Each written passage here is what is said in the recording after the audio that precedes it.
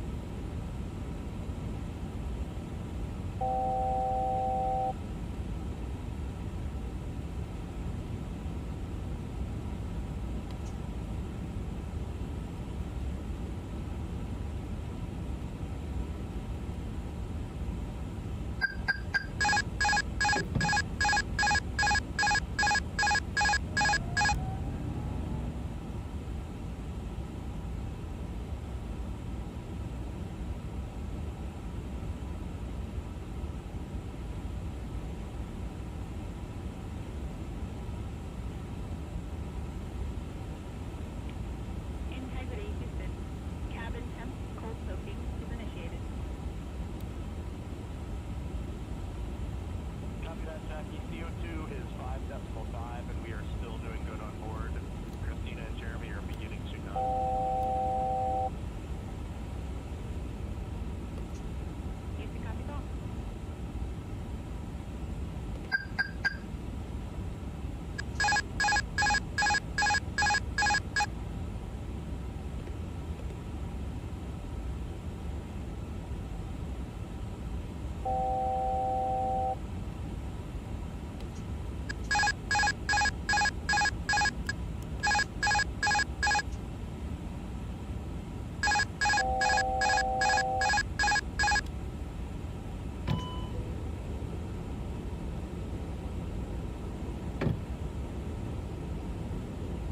stall, stall, stall, stall.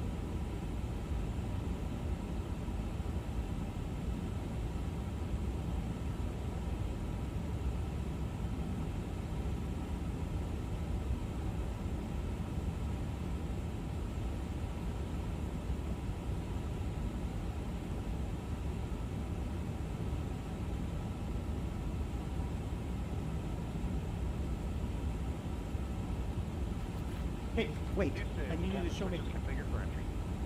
Houston, captain switches configured for entry. Houston copies. Houston copies.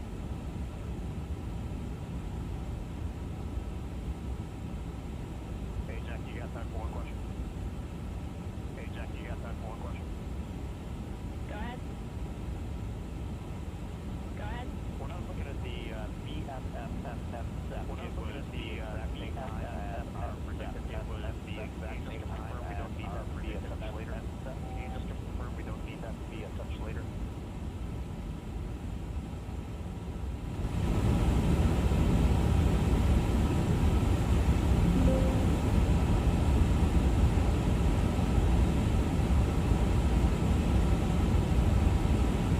And read matching is expected. That's when the sequence will begin for that whole statistic.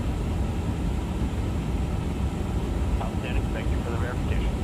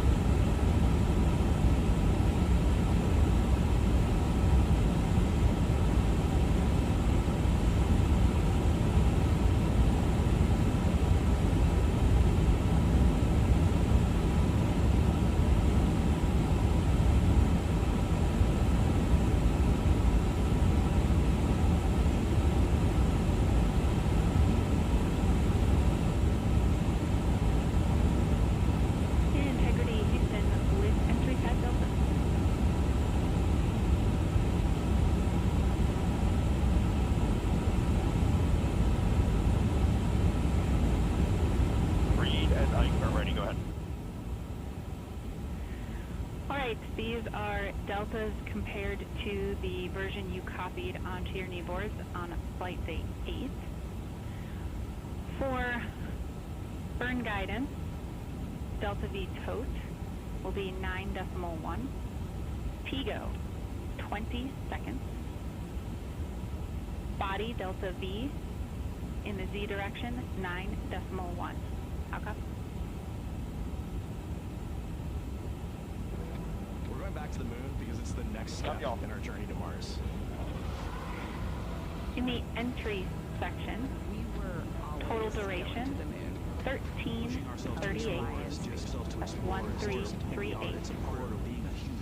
And splashdown time, 9 days, 013157. Test out every bit of Orion. Coming back to Earth, 7 miles a second. When humanity sets big goals, we can bring together genius from around the world. You have the best people on planet Earth putting this vehicle together. For descent and landing section, your backup heading direction will be 095. And for the landing site, a couple of changes to weather. First of all, in pressure, inches mercury, 29.95. That's 14.71 psi. Along with humanity's first series of expeditions to the moon. Sky conditions, clouds, few to scattered, 010. Heading for a splashdown in the Surface Pacific wind, off the coast of San Diego just 1 hour and 35 minutes from now. And good day from the Artemis Flight Control Room here at the Johnson Space Center in Houston, where the entry flight control team is on duty at this hour, led by Flight Director Rick Henfling, joined on console with the voice you'll hear talking to the crew throughout the course of the day. Jackie, we don't remember if the number is 06 or 08 for you, but we copy all on the entry pad. Closing in on the return of Artemis's astronauts from their flight around the moon, copy all. Historic lunar flyby. And with that, it's a good entry pad, and we can continue in the procedure. Just 1 hour and 35 minutes from now. And with that, it's a good entry pad, and we can continue in the procedure. Integrity. You're looking at a live view inside Integrity. Reed Wiseman on the left doing a fist bump with pilot Victor Glover on the right, and down in the mid-deck area just below their feet, suited up in their launch and entry suits, are mission specialists Christina Cook and Jeremy Hansen of the Canadian Space Agency. A number of milestones yet to unfold before splashdown just over an hour and a half from now. Earlier today, the crew woke up at about 10:35 a.m. Central Time. They completed the final major maneuver of the flight, that being the return trajectory correction 3 burn. It was an 8-second burn that fine-tuned its trajectory to enter a corridor over the Pacific Ocean a short time from now. That will be the point of entry interface, where the crew will reach the first traces of Earth's atmosphere at an altitude of 400,000 feet. Houston Integrity, although we've already confirmed it per procedure. Instruction 115 of entry checklist. SF separation ATP is go. Suits conducted leak checks and now are in the final stages of their entry checklist. Instruction 115 of entry checklist. SF separation ATP Christina and Jeremy are fully zipped, and they're working on EBS and then seating up. The next major milestone. We copy, thanks for the status. And they're working on EBS and then seating up. We copy, thanks for the status. Jackie Mahaffey talking to Reed Wiseman aboard Integrity. The spacecraft now about 12,000 nautical miles from the Earth's surface. The next major milestone on tap for the crew will be the handover of communications from the Deep Space Network to the Tracking and Data Relay Satellite System. The Deep Space Network came into play after the translunar injection burn back on April 2nd that propelled Integrity toward its lunar flyby. We'll be back on the TDRS network here in about 41 minutes. Following that, the next activity will be the pyrotechnic separation of the crew module from the European service module. That is scheduled at at 6:33 p.m. Central Time, followed 4 minutes later by one final critical maneuver. That will be a 19-second burn of Integrity's thrusters in what is called the crew module raise burn. Now what that does is it basically acts, if you were sitting in a reclining chair, you'd basically tilt yourself back. It raises the aft end of Integrity ever so slightly, and that is the final opportunity for us to fine-tune the angle of attack of Integrity through the area of peak heating and entry interface that will come a bit later on, about an hour and 18 minutes from now. So after the raise burn, we will be in the final orientation that will minimize any peak heating on the heat shield of Integrity, and prior to the time the crew enters the Earth's atmosphere at an altitude of 400,000 feet. Entry interface. This is the critical time where the crew will reach the first traces of Earth's atmosphere at an altitude of 400,000 feet, traveling 34,882 feet per second. Just 24 seconds after entering the Earth's atmosphere, we will experience a communications blackout expected to last 6 minutes in duration. This is planned, and it is caused by the interaction of the velocity of Integrity with the friction of Earth's atmosphere. There will be a buildup of plasma around the vehicle, and that ionization will prevent any communications with the crew and any receipt of data by flight controllers here in Mission Control. That blackout is scheduled to begin at 6:53 and 54 seconds p.m. Central Time. Again, a 6-minute blackout that will end, if all goes as planned, at 6:59 and 55 seconds p.m. Central Time. At that point, we expect to regain communications with the crew and a reacquisition of data through the tracking and data relay satellite system. We will have a series of roll maneuvers. These are computer commanded. That will roll the vehicle slightly to the left, then back to the right. That will bleed off excess energy as we begin our peak period of velocity. We expect to reach a maximum velocity of 24,661.21 miles per hour, equivalent to about Mach 33 times the speed of sound, shortly after we enter that blackout period. Once we exit the blackout period, of course, we're in the denser regions of the Earth's atmosphere, and then we get set up for the parachute deployment sequence. First, the deployment of 3 forward bay cover chutes that will pull essentially the top forward bay cover off the very top of the Integrity vehicle.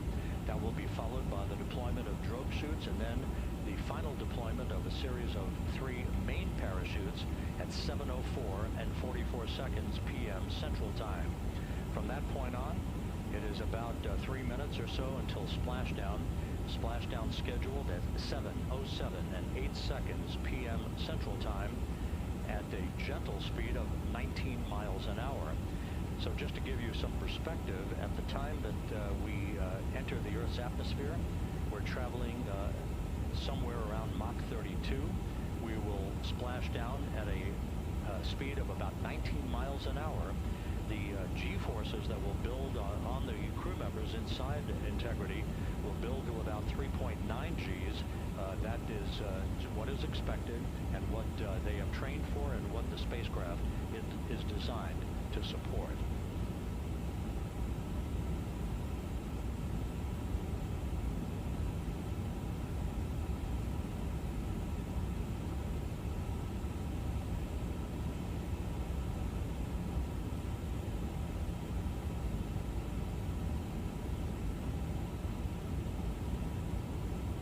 Latest weather forecast out in the recovery zone off the coast of San Diego is a GO forecast from our meteorologists here at the Spaceflight Meteorology Group at the Johnson Space Center. And standing by on the deck of the USS John Murtha is my colleague from the Kennedy Space Center, Megan Cruz. Megan?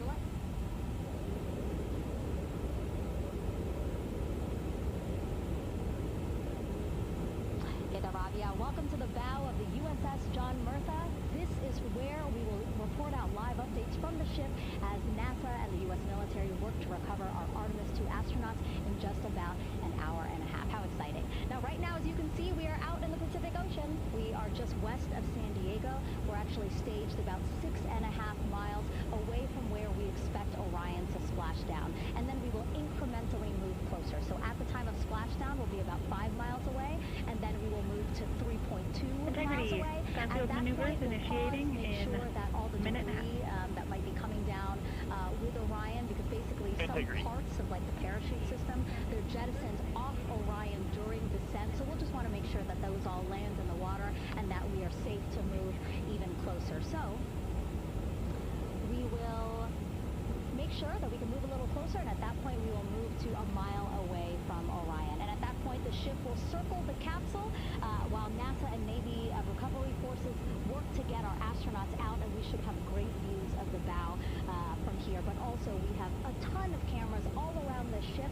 For example, we actually have some cameras right to the left of me here on the bow. These are very strong, stabilized cameras. We can really get up close to make sure that we are sharing all the images we have available to you. We also will have some views from above. We actually have 5 planes providing live views of splashdown today. In fact, some of those aerial assets just took off from San Diego minutes ago. And then actually here on the flight deck, you see 4 helicopters, the 2 in the back. Those will take off in about 30 minutes from now, also with live cameras. So again, lots and lots of imagery that we hope to share with you today. And then those 2 helos in the front, those 2 will pluck the crew out of the water and fly them back to our ship. Now, the combined team here on the ship, more than 550 people, left San Diego 4 days ago, and since then I've watched different teams train every day, rehearse, final preps to make sure that they're ready for today. So to give us more of an update about how recovery is going on right now, why don't we turn over to Paul here, Paul Serpinski. He is the Assistant Artemis Recovery Director. Great to have you here, Paul. Great to be here, thanks. Absolutely. So you just left the landing forces operations center here on the ship. How are we looking for recovery? Right now it's looking great. When I left, they were just about to get into weather briefing with the Mission Control Center in Houston. But listening to the loops this morning and everything that's been going on, the reentry trajectory correction burn, the return trajectory correction burn went great. They were right down the money, right on the money, right down the middle where they should be coming back. Our forces here are teams out in the water. All our boats are launched or will be imminently. So yeah, it's just coming along great. Yeah. It's really nice to see. We did see some of those boats float behind us. We were hoping to give you a live view, but of course they floated right out of the camera shot as you came to us. But so basically the team right now here on the ship, basically like monitoring mode, but really things will pick up about 15 minutes after splashdown. Yeah, so a couple minutes before splashdown, things start happening really, really fast. Some events during the re-entry, they're maybe a second or 2 apart, and so it just takes a whole lot of effort and a lot of updates back and forth between us and Houston to try to keep track of everything that's happening, all in real time. And then after splashdown, that's when the recovery team really kicks into high gear. We have our boat teams, our boat crews going out, our divers doing hazardous assessments as they get progressively closer to the capsule, making sure it's safe for all of our people to go in, and it's also safe for the astronauts to come out, because really at the end of the day, that's what we're here for. Is we're going to make sure that the astronauts get home safe after their tremendous journey to the moon and back. But then also we have, like you mentioned a minute ago, all of our imagery helicopters are taking imagery, camera shots of it as it's coming in all the way through splashdown. I mean, they'll see it as soon as it crosses the horizon, all the way to the ocean here. And then afterwards, we have to recover actually Orion to bring it into the well deck of the ship. Absolutely, yeah. And so once the astronauts are safe on board, then those same dive teams are going to transition into securing the capsule. They'll position some equipment around it to kind of facilitate that. The ship will move into position. We'll attach a really big winch line to it, and then a bunch of tending lines. We'll pull the capsule around behind the ship and then start to slowly bring it in. And then, Orion comes in, goes hard down, and everyone cheers. Yeah, great day, exactly. Lots to coordinate, a lot to manage. Basically, planning for this recovery, Artemis 2 recovery, started a month after Artemis 1 launched. That was the uncrewed test flight of the Space Launch System rocket, as well as the Orion spacecraft. That was November 2022, a month later, all the planning for this. How does it feel to be so close to welcoming our friends, our astronauts home? I mean, for the whole team, I walked around the ship this morning, just kind of visiting with a lot of people, a lot of groups, and just kind of get the feel of them. And everyone has that same kind of mentality. Everyone's excited, everyone's thrilled to see all that work. That's what we've been doing, like you said, for the last 3 years, since right after the last one came back until now. And some people even further back. Some of them go back a decade and or more. So everyone is just excited and they're ready. They're really ready for this. And just to be able to see our crew come back, that's going to be a thrill for everyone. How are you feeling? Are you ready? Is this something you ever thought you'd be doing? I'm ready. I'm excited. This has been the pinnacle of my career so far. It really has. I've seen a lot of firsts, a lot of lasts, but I can't think of ever topping seeing the first crew to go to the moon and back in 50 years, and to be here and be a part of that. And it's just a tremendous privilege. And on behalf of the whole team, I'm thrilled, and so are all of us. We're ready. Yeah, I definitely think that those words really embody how everybody on the ship is feeling. So thank you so much, Paul. I appreciate you being here. And so, Rob, we'll toss it back to you again. We will continue to join you with live updates from the ship as much as possible. Thank you, Megan. Back here at the Johnson Space Center, the entry team of flight controllers looking over the shoulders of Reed Wiseman and Victor Glover there on the flight deck of Integrity, and again, just below their feet in the mid-deck area, if you will, Christina Cook and Jeremy Hansen of the Canadian Space Agency.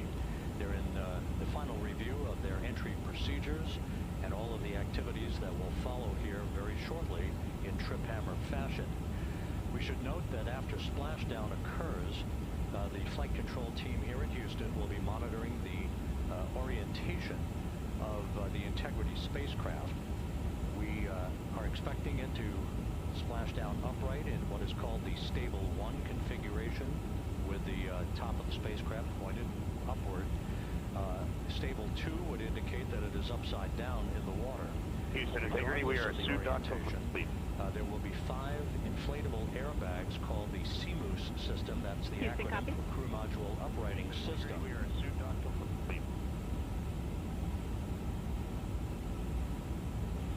Houston, copy.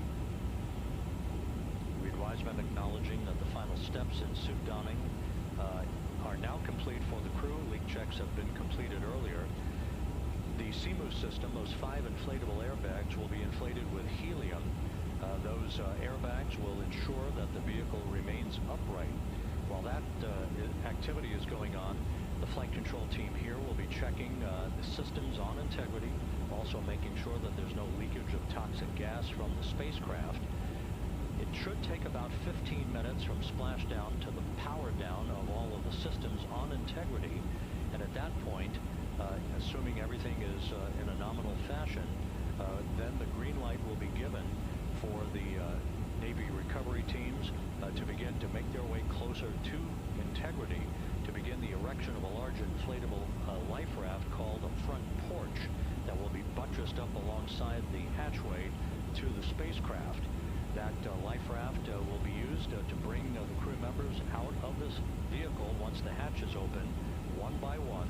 They'll get their land legs back after 9 days of weightlessness before they're put in harnesses to be hoisted one by one in sequential fashion and in alternating fashion to the 2 hovering Navy helicopters overhead. 3 and 4 connecting umbilicals. We're going to be stepping into leak check soon. 1 and 2 will be seated. 3 and 4 will be free float, and we'll configure EPROC accordingly. C3 and 4 connecting umbilicals. We're going to be stepping into leak check soon. 1 and 2 will be seated. 3 and 4 will be free float, and we'll configure EPROC accordingly. Houston, copies all. Reed Wiseman talking about the current procedures with the suiting of the crew members and subsequent leak checks, a final leak check for all 4 crew members. Everything is actually running a few minutes ahead of schedule. So once the life raft is inflated next to the Integrity spacecraft and the recovery teams have arrived alongside of the vehicle, the hatch will be open and the crew members will be brought outside into that front porch, as it is called, one by one. They then will be hoisted into the hovering helos overhead, and those helos then will turn around once the 4 crew members are on board, 2 for each helicopter, and will head back to the ship. That should be about a 10 to 15 minute transit. Once the helicopters land on the deck of the USS John Murtha, the crew members will be exiting those helicopters and brought into medical bay on the deck on the ship itself for comprehensive medical exams. They will spend a period of time yet to be determined on board the USS John Murtha before they are flown by helicopter to the shore in San Diego, to the San Diego Naval Air Station, and ultimately will board a NASA jet for the flight back to the Johnson Space Center here in Houston. Just to recap some of the key times that are coming up, we are expecting the separation of the crew module from the service module just 43 minutes from now. That is expected to occur at 6:33 p.m. Central Time, 7:33 p.m. Eastern Time.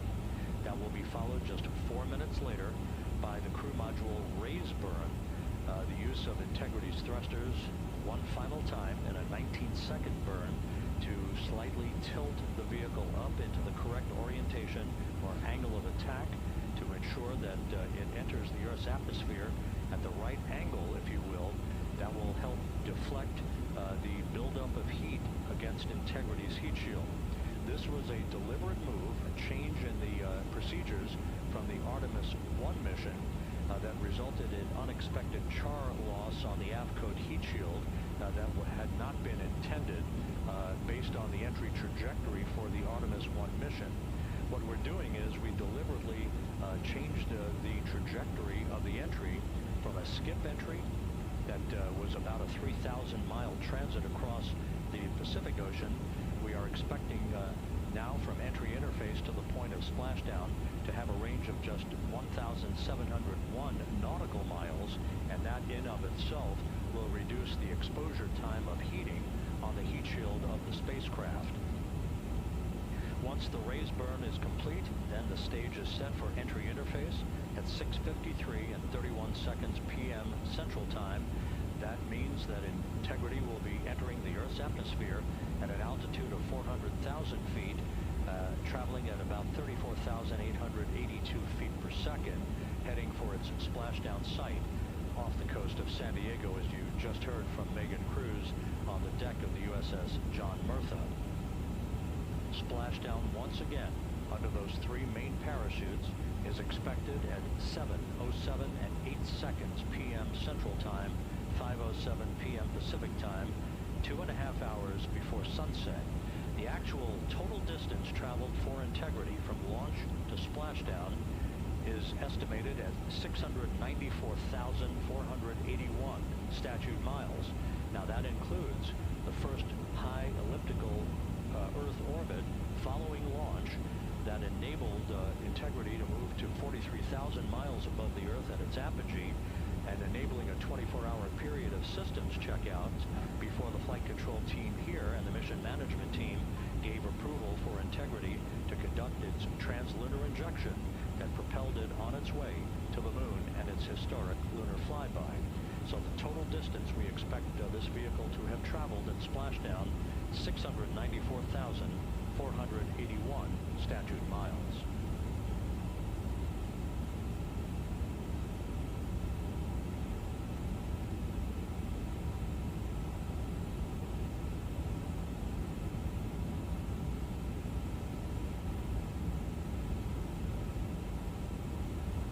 With everything proceeding on track and on time aboard Integrity, the vehicle system's in excellent shape as the Earth grows larger in the field of view. Let's go back to the USS John Murtha and Megan Cruz, who is standing by.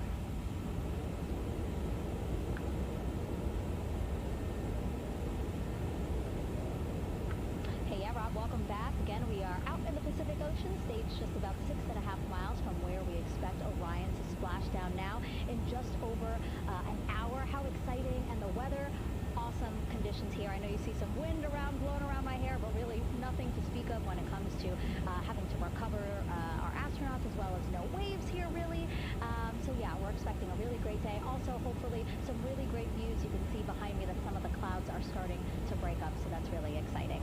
And now, of course, this ship has a lot of people ready and excited to welcome our crew back home, including Dr. Rick Schuring here. He is a NASA flight surgeon. Great to have you here, Rick. You too, Megan. It is a blessing to be out here this day with our teams. We've trained 3 years for this, nonstop with the U.S. Navy, and along with EGS, and we so look forward to this day. And you know, weeks, everything's partying, the skies and everything. The crew's doing great. Looking forward to come back, and our teams are ready. So this is one of those days we've dreamt about, and now it's finally here, and we're ready, and just thankful to be a part of it. Yeah, you play a really integral role. When was the last time you spoke to the crew, and how are they feeling in this last hour before splashdown? Sure. Yeah, so the crew woke up, when they splashed down, they were woken up about 8.5 hours ago. Me and my fellow crew surgeons, Doctors Chris Haas and Rafi Kunjian from the Canadian Space Agency, spoke with them about 6.5 hours ago, just to double check on how they were doing, if there's any medical issues, you know, how they slept, and then kind of go over their landing day protocol for the medications, what we call a fluid load, to try to replace some of the fluid and electrolytes that they've lost with just a normal space adaptation once they got Houston the space integrity, all 4 seats are leak check complete. Kind of readaptation to 1G, which they haven't done for the last 10 days. Houston copies. Congratulations. And while you were busy, BSS outputs were enabled. Med deck. So they were very pumped up, very hurried. We saw them go enabled on board. A lot of things to get ready. So they're excited. They're also very focused on the job that they had to do. So, like again, we've trained a long time for this, and we're ready. And you said some medications. I mean, those are kind of just to mitigate the effects of, obviously, they're more than 695,000-mile journey back to Earth. It's just like anti-nausea medication, right? Yeah, exactly, Megan. The astronauts are very healthy, fortunately, and even when they come back to reentry, the human system is very kind of dynamic. It has to readapt very quickly, and one of the most common responses they get is just some stomach awareness, to some nausea, even to some vomiting. And with our crews that land out in Karagana, the Soyuz crews, or our SpaceX crews, they all kind of experience the same thing. This will be the first time we're landing in water since December 1972, and I worked with all the Apollo astronauts years ago, and they all told me that landing in the water, especially in the Pacific, can be very provocative. So we take steps to give them medicines to really mitigate some of that nausea, vomiting, help them feel a little better, and also sometimes just use a little anti-inflammatory medicine just to help with coming back to 1 Earth, or 1G. The effects of microgravity, especially as you age and you have arthritis, you feel great in microgravity, and everyone kind of curses coming back to the ground like, oh dang, 1G, but so that helps a little bit. But for the most part, the main thing is just replacing that fluid and then trying to help them with that transition back to 1G, and then we're ready to go. Yeah, and their health is assessed almost immediately after they splash down. Yeah, so we have Dr. Jesse Wang, and we have our independent duty corpsmen, who are the Navy Virgin paramedics, extremely highly trained, highly experienced Navy medics and divers, who will go out there, open the capsule about 25, 28 minutes after splashdown, and do the first initial assessment. So Jesse and his team will go out there and look at each crew, kind of do their assessments, get vital signs, report back to Drs. Haas, Kunji, and I back in med bay, let them know how they're doing, and then if they've got the normal kind of space adaptation kind of things, we expect that.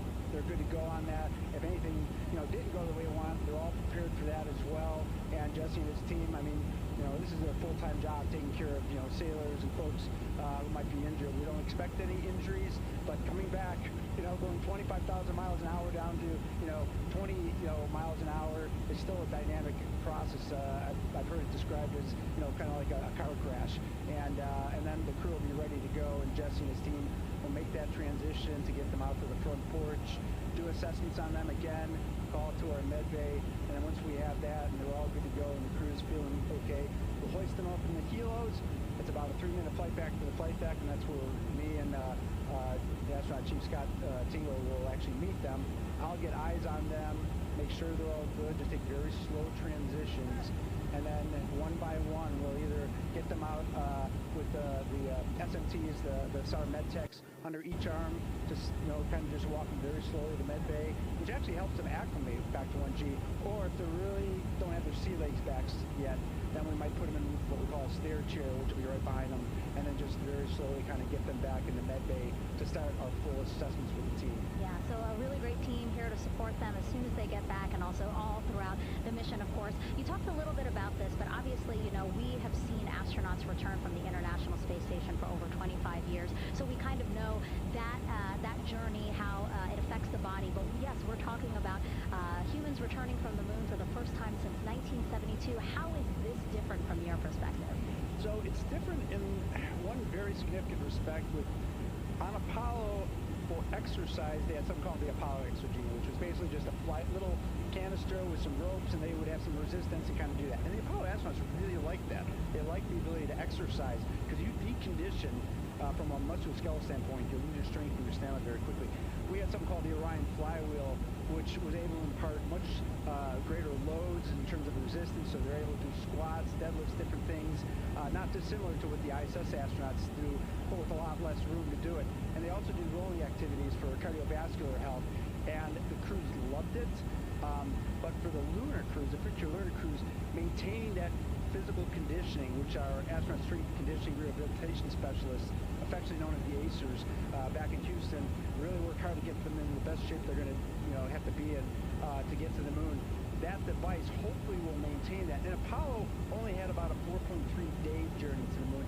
Our astronauts are going to have about a 10 to 14-day journey. Right. So maintaining that physical fitness, that strength and stamina is going to be crucial for the success of being able to do those very physically demanding lunar EVAs. Right. So we're very excited about what the astronauts have said about the device and what they have to say about the role exercise plays, going to the moon. And also the mental benefit. Sure. They just really like sweating, breaking sweat, and actually just feeling like, they're just getting a workout. Right. So thank you so much, Rick. I really appreciate it. I know they're going to be in good hands, so we'll let you get back to it. Thank you so much. Thanks for the time. Back to you, Rob. Okay, Megan, back here in Mission Control in Houston, everything is moving along in order. This view of Reed Wiseman on the left, Victor Glover on the right. We have good suit leak checks. Everything aboard integrity is in excellent shape. The vehicle, with the Earth growing larger and larger in the field of view, we're now just about 8,200 nautical miles away from Earth and closing in for a splashdown just 1 hour and 5 minutes from now.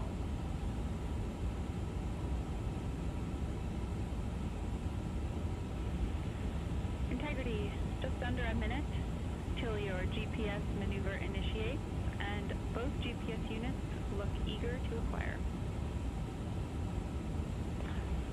Outstanding. Seats 3 and 4 are working on seat strap in now. Houston, copy. Once again, as we start to close in on some of the major milestones, so the first one coming up in just 31 minutes. And Integrity, just confirming the LCG gas trap was able to be closed out. Affirmative. Copy. Crew module, service module separation scheduled just 31 minutes from now. The key point of interest, of course, will be the performance of Integrity's heat shield during its high-speed entry back into Earth and the peak heating that is expected around the spacecraft of some 4,000 to 5,000 degrees Fahrenheit. On Artemis 1, as I think most folks know by now, we flew a trajectory known as a skip entry, in which we performed an initial dip into the atmosphere to bleed off some energy. Then we skipped out of the atmosphere and dipped back into the atmosphere before splashing down in the Pacific. But after the mission was over with, we noticed unexpected liberation of some of the charring effects on the heat shield known as AVCOAT. Before the flight, we had an opportunity to sit down and talk with Entry Flight Director Rick Henfling to get a perspective on what this all means and how the mission was redesigned to try to protect Integrity's heat shield to a higher extent. Let's take a look at that interview. Returning from the moon is a lot different than deorbiting from low Earth orbit. When we return from the moon, we expect to achieve velocities upwards of 36,000 feet per second. And in order to slow down to a nice, graceful splashdown in the Pacific Ocean, the flight crew is going to experience between 3 and 4 times the force of Earth's gravity. On Artemis 1, pressure buildup inside the char layer of the heat shield resulted in the char losses we saw. NASA established a Tiger team whose job was to investigate the cause of the problem and then make recommendations on how to fly the Artemis 2 mission safely and successfully. And so for Artemis 2, we are going to fly a profile that ensures the spacecraft will not see that same type of pressure profile. And so the char losses seen on Artemis 2 will not be like the ones that we saw on Artemis 1. Rick Henfling indicated that the orientation of the spacecraft and the shortening of the seconds of transit to the splashdown zone from the point of entry interface when we reach the top of the Earth's atmosphere, which will be coming up at 6:53 and 30 seconds p.m. Central Time, should do the trick in minimizing the deleterious forces against that heat shield that were noticed on the Artemis 1 mission. We see a beautiful sunrise over the west coast of Australia.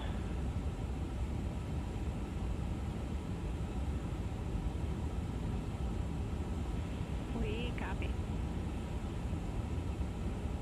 Commander Reed Wiseman reveling in his final hour in space on this mission as Integrity is passing over the southwest coast of Australia now at an altitude of some 7,600 nautical miles. That will begin the southwest and northeasterly transit across the Pacific Ocean. Let's talk a little bit more about some of the highlights and some of the numbers associated with the points of interest here. We are 27 and a half minutes away from crew module, service module separation. That will be followed about 3.5 minutes later by the raise burn that we've discussed, a 19-second burn of Integrity's thrusters to fine-tune its angle of attack as it enters the Earth's atmosphere. Entry interface is scheduled 47 and a half minutes from now. That's the point at which we will reach the top of the Earth's atmosphere, traveling about 34,882 feet per second at an altitude of 400,000 feet. Just 24 seconds after entry interface, we will begin a blackout period of 6 minutes in duration at 6:53 and 54 seconds p.m. Central Time. Now, right about 10 seconds after the blackout period begins, we are expected to reach peak speed, which would be 24,661 miles an hour. That'll be about 103 miles an hour short of the velocity record set by the Apollo 10 astronauts, Tom Stafford, Gene Cernan, and John Young, when they returned from the moon on the Apollo 10 mission in 1969. That blackout period is expected to last 6 minutes in duration. At 6:54 and 52 seconds p.m. Central Time, we'll reach our peak heating period of about 4,000 to 5,000 degrees while we're in a communications blackout from Integrity and its astronauts. That blackout should end at 6:59 and 55 seconds p.m. Central Time, at which point we expect to regain communications with the crew.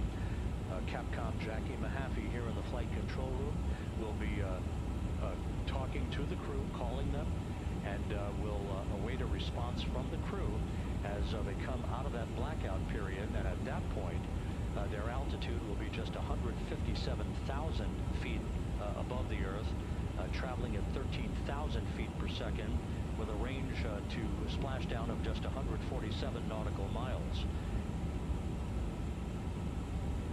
From that point on, the next key series of events will be the deployment of a series of parachutes that we discussed before. First, the forward bay cover chute deploy that will pull the forward bay cover away from the top of Integrity, followed by drogue chute deploy and then the main chute deploy that's expected at 7:04 and 44 seconds p.m. Central Time. That will begin the gentle descent of Integrity towards its splashdown at just a velocity of just 19 miles an hour, and that will begin the recovery operations that you just heard Megan Cruz discuss with her folks on the USS John Murtha. All of Integrity's systems in great shape. The crew is suited up. Leak checks complete as we stand by for the next major milestone, which will be the crew module service module separation just 24 and a half minutes from now.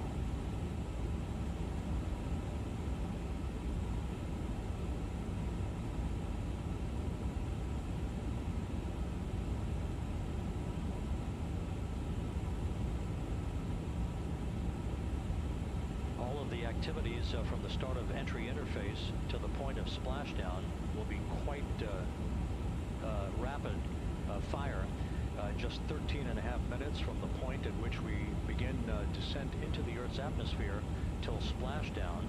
And just to show you, as Rick Shearing, the flight surgeon, alluded to in his interview with Megan Cruz, all of this happens to accelerate the vehicle from traveling around Mach 33 to just 19 miles an hour at splashdown.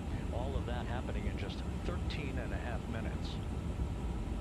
But the vehicle and the parachutes are all designed to support all of that, so we'll be standing by to report all that to you in sequential fashion as these milestones are ticked off and as we hear from the crew during its entry back into the Earth's atmosphere and ultimately when they emerge from the blackout period, and at that point we'll be just minutes away from splashdown.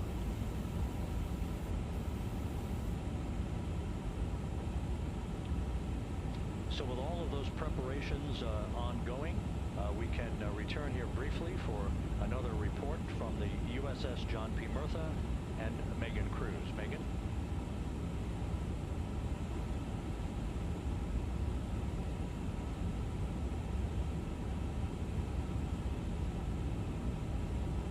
And we'll regain that communication with the USS John P. Murtha just momentarily.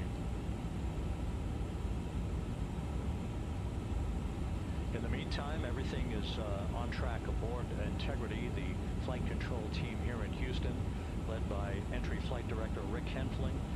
The voice you will hear talking to the crew is that of Jackie Mahaffey. She will be reporting everything to the crew and receiving their reports as they enter the Earth's atmosphere for their 13.5-minute plunge back into the atmosphere for splashdown off the coast of San Diego. Now we have the ship back with us and Megan Cruz aboard the USS John P. Murtha. Megan? Love it, right?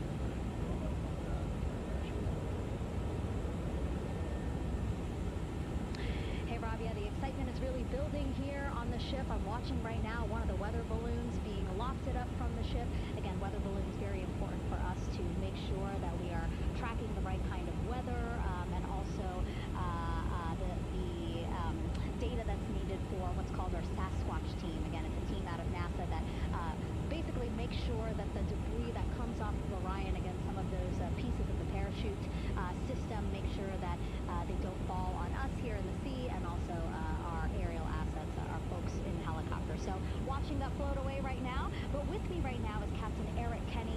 He's the commanding officer of the John P. Murtha naval ship. Thank you so much for being here. There are so many moving parts that you have to keep an eye on. That's absolutely right, yeah. But first of all, on behalf of the crew of USS John P. Murtha, Megan, thanks for having me on today. Happy to tell you what we're doing and excited to get the interview started. Yeah, absolutely. Why don't we actually take a look at the flight deck here? We'll start there. Basically, we also, while watching this weather balloon float away, we notice all 4 helicopters leave the flight deck. We now have an empty flight deck. We had 2 infantry helos as well as the 2 crew helicopters that will go recover the crew. This is just one of the many things that, again, our ship of 550 people, it's something that you oversee as commanding officer. Yeah, absolutely. Every commanding officer, I would say really every naval service member, our priority is always safety. And as the commanding officer, I take that as one of my primary roles here on board. Mission accomplishment is important, safety always. So my day really has, I would say my message to the crew has sort of changed over the past 24 hours. As we're leading up to today, we've been building up the excitement and motivating the team for the training that we've executed. But really over the past 24 hours, now I'm trying to get us to slow down a little bit. Trust our training, right? Don't believe all the hype. Don't believe everything that's going on. Just let's trust what we've done to get to this point, and we do that, we'll be successful today. And also part of the big success is obviously the coordination between NASA and the U.S. military. How does it feel?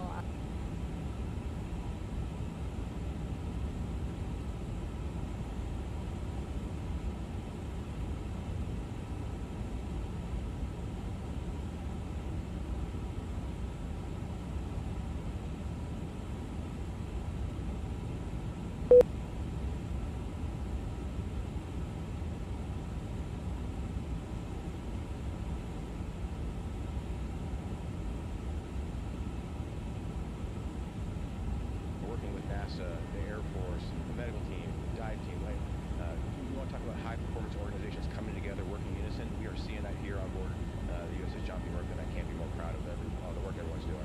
Yeah, you had some great words this morning saying just that. Again, that it's really nice to see everybody working together and so excited. I mean, you just became the commanding officer of this ship back in February. How does it personally feel for you to be a part of this historic moment today? first and foremost, I'd say any opportunity to command any warship in the United States Navy is a tremendous honor, is a pinnacle of any naval officer's career. That being said, as my change of command was approaching, and I realized that Artemis was going to be in the window here, to say that I'm humbled and honored to be here is an understatement. What really just excites me is the opportunity to see this crew, who has been training so hard over the past year plus, come together. It is what inspires me. Listening to NASA and the ownership and pride they take, they make my crew better. I think we're making NASA better together. That synergy is something that I'm happy to see and hopefully take forward with me in my career. Yeah, it's all about partnerships. We couldn't do it without you, and we couldn't have gotten to the moon without our international partners as well. So thank you so much, Captain. It was really great to have you here. Thanks, Megan. Awesome. All right, Rob, back to you. Thank you, Megan. Back here in Mission Control in Houston. We just had a quick view of the crew. We'll get that view back, and there they are again. Here in Mission Control, the entry team of flight controllers led by Rick Henfling and Jackie Mahaffey serving as the spacecraft communicator.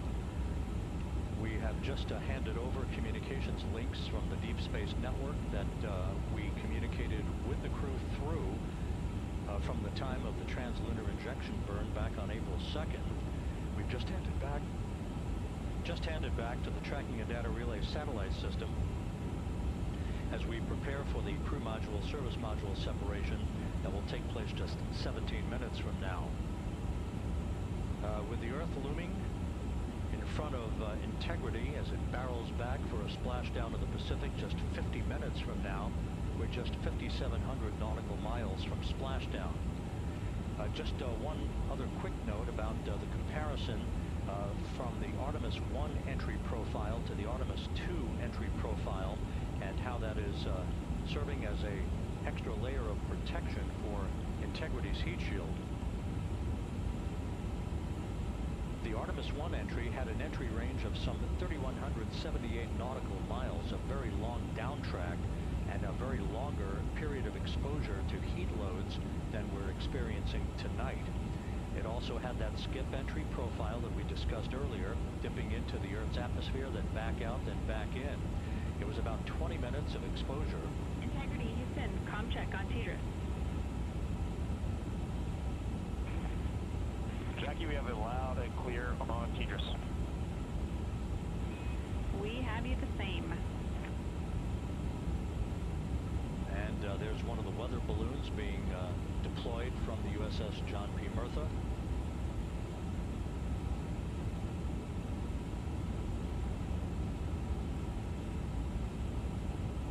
So the Artemis 1 entry had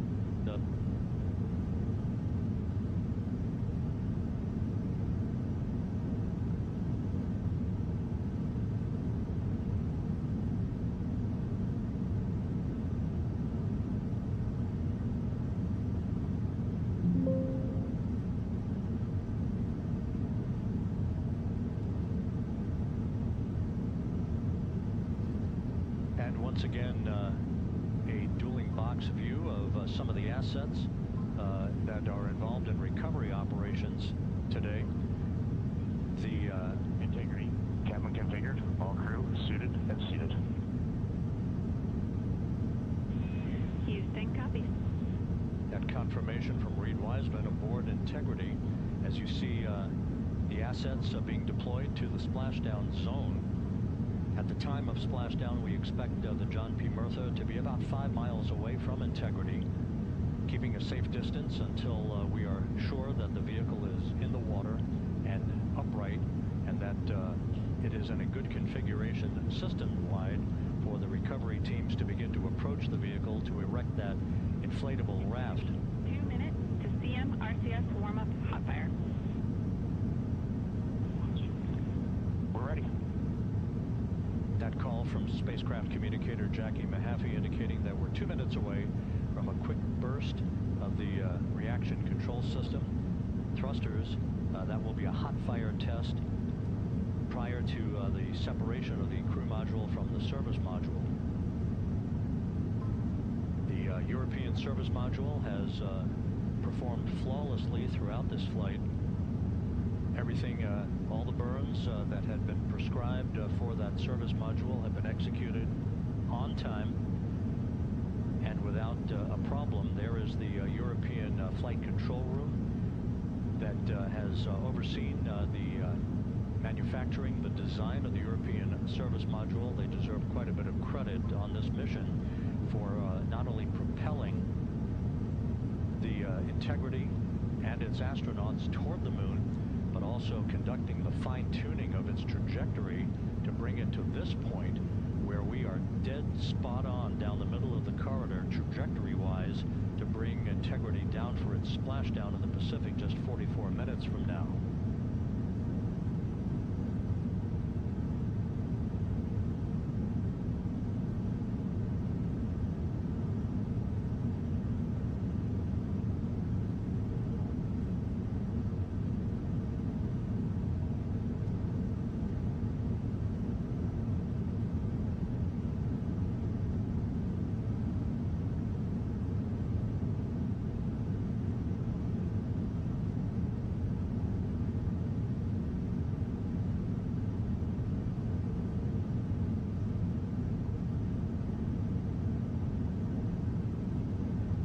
What you're looking at is a computer-generated visualization based on real-time telemetry from Integrity. Currently traveling about 16,000 miles an hour.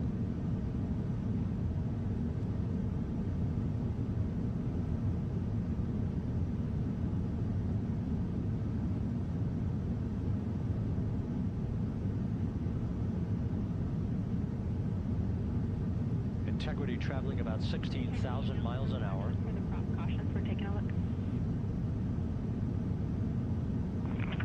Copy that. Now just about 5,100 miles from Earth. Splashdown scheduled 43 minutes from now. We're just 9.5 minutes away from the crew module service module separation.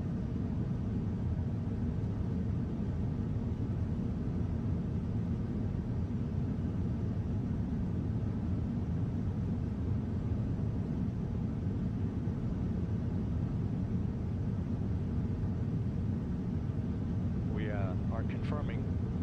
Integrity, we are assessing details, but so far looks like a good hot fire.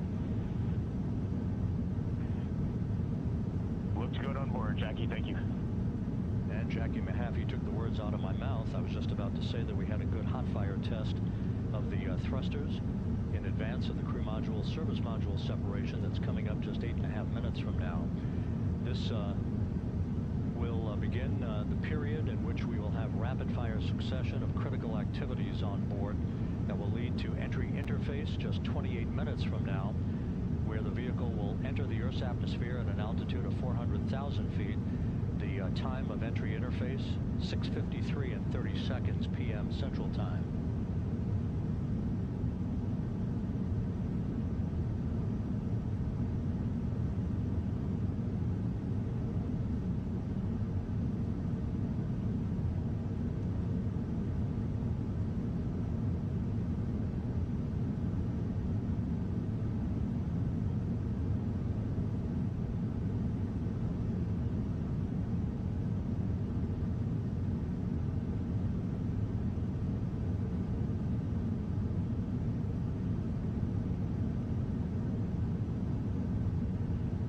Integrity's astronauts were awakened in mid-morning to begin their entry preparations.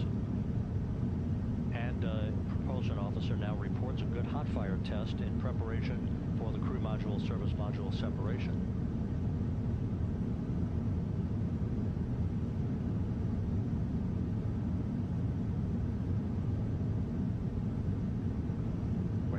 Inside 41 minutes until splashdown. 41 minutes until splashdown. We have confirmed a good CMRCS hot fire, and although we are not seeing GPS acquired yet, you can skip the troubleshooting steps in 157 for now. Integrity copies.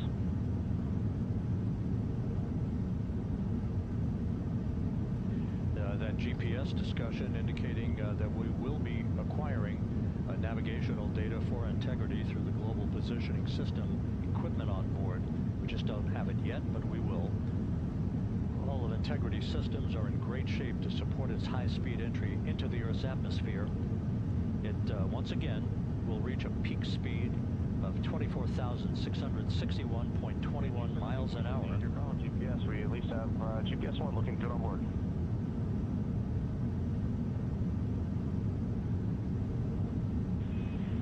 Confirming.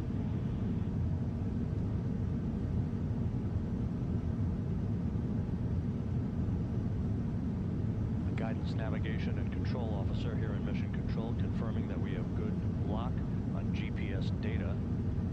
We are on a communications link now through the tracking and data relay satellite system. Now, following splashdown, we're going to lose that link and go to what's called a VLDR, a very low data rate communications link, so that we can talk to the crew inside Integrity as they are on the water. Integrity, confirm we do see good GPS. We do too, especially GPS 1 is accepting in nav channels 1 and 3. That GPS data is basically telling Integrity's onboard computers its position relative to the Earth, but its trajectory and its orientation according to flight dynamics and the guidance, navigation, and control officer is spot on. We have now armed the pyros for the crew module service module separation coming up less than 5 minutes from now.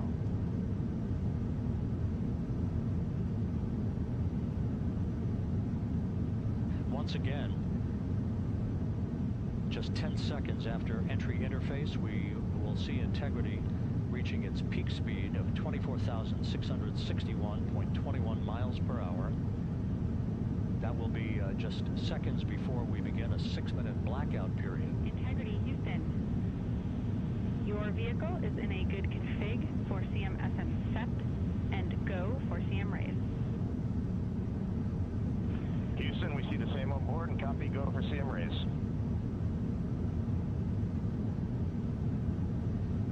That CM raise referred to as the slight firing of 19 seconds by Integrity's thrusters with a change in velocity of 9.9 feet per second, a slight nudge of the aft end of the vehicle so that it's tilted a bit upward, providing the final angle of attack as the vehicle enters the Earth's atmosphere.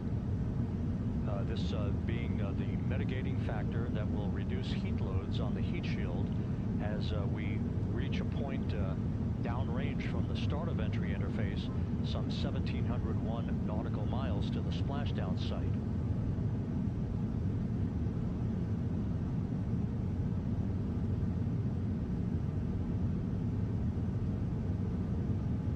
Integrity systems in excellent shape. We are currently 3,300 nautical miles left in this mission. Splashdown scheduled 36 minutes, 39 seconds from now.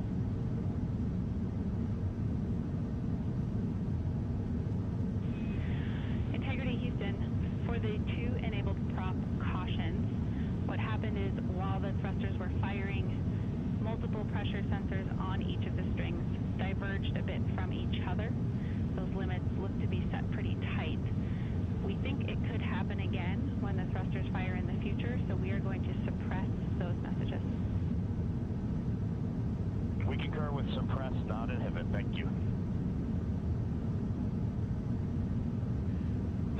exchange between Jackie Mahaffey, our Capcom for tonight, and Reed Wiseman aboard Integrity, indicating basically to ignore sensor data. All of Integrity systems are in good shape.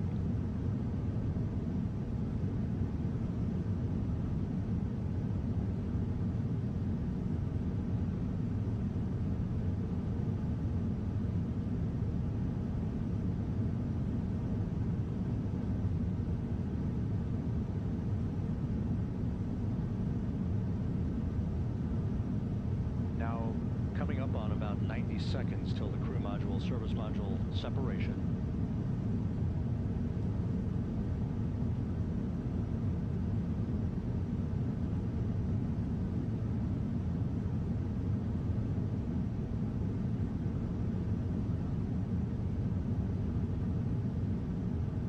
All quiet here in Mission Control as we enter the most critical phase of the completion of this flight.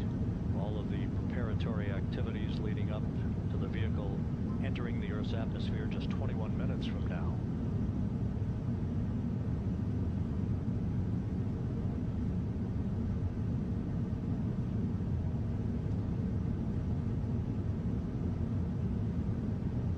Coming up on 1 minute.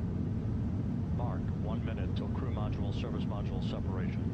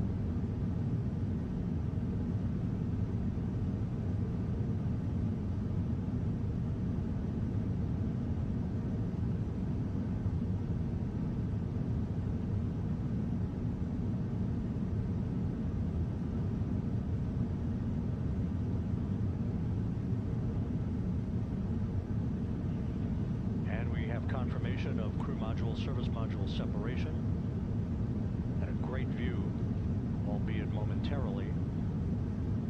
Houston, good step on board. Houston copies and concurs. The European service module now separated from Integrity. A job well done. Integrity, no action for the 4 CDH cautions. Those are SM related, not applicable. Integrity.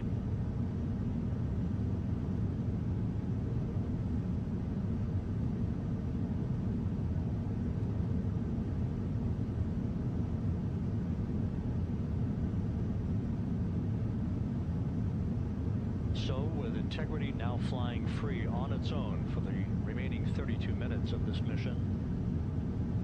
Next up, the raise burn, a 19-second firing of Integrity's thrusters. GPS 2.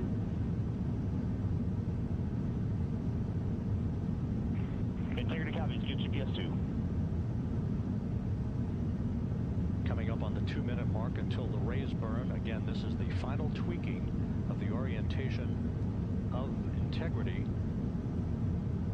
to put it in the right angle, if you will, the angle of attack that it will fly in during its entrance into the Earth's atmosphere.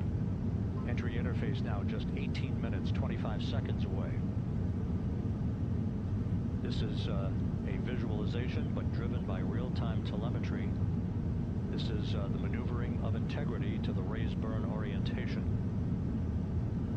Just 2,800 miles from Earth.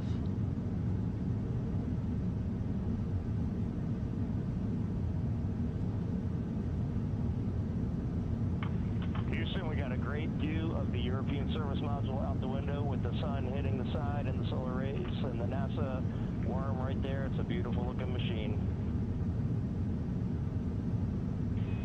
Roger.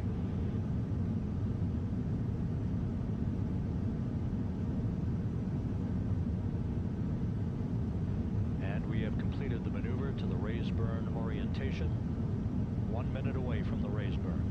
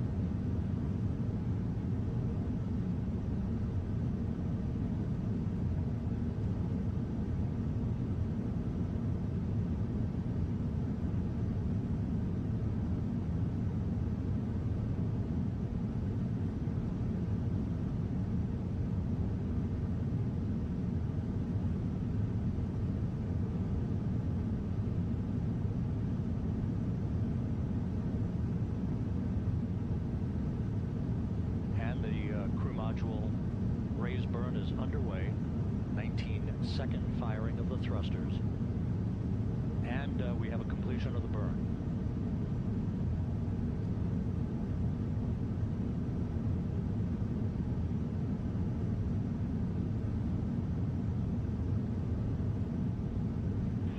Integrity, good. CM raised burn. Your flight path angle is within limits.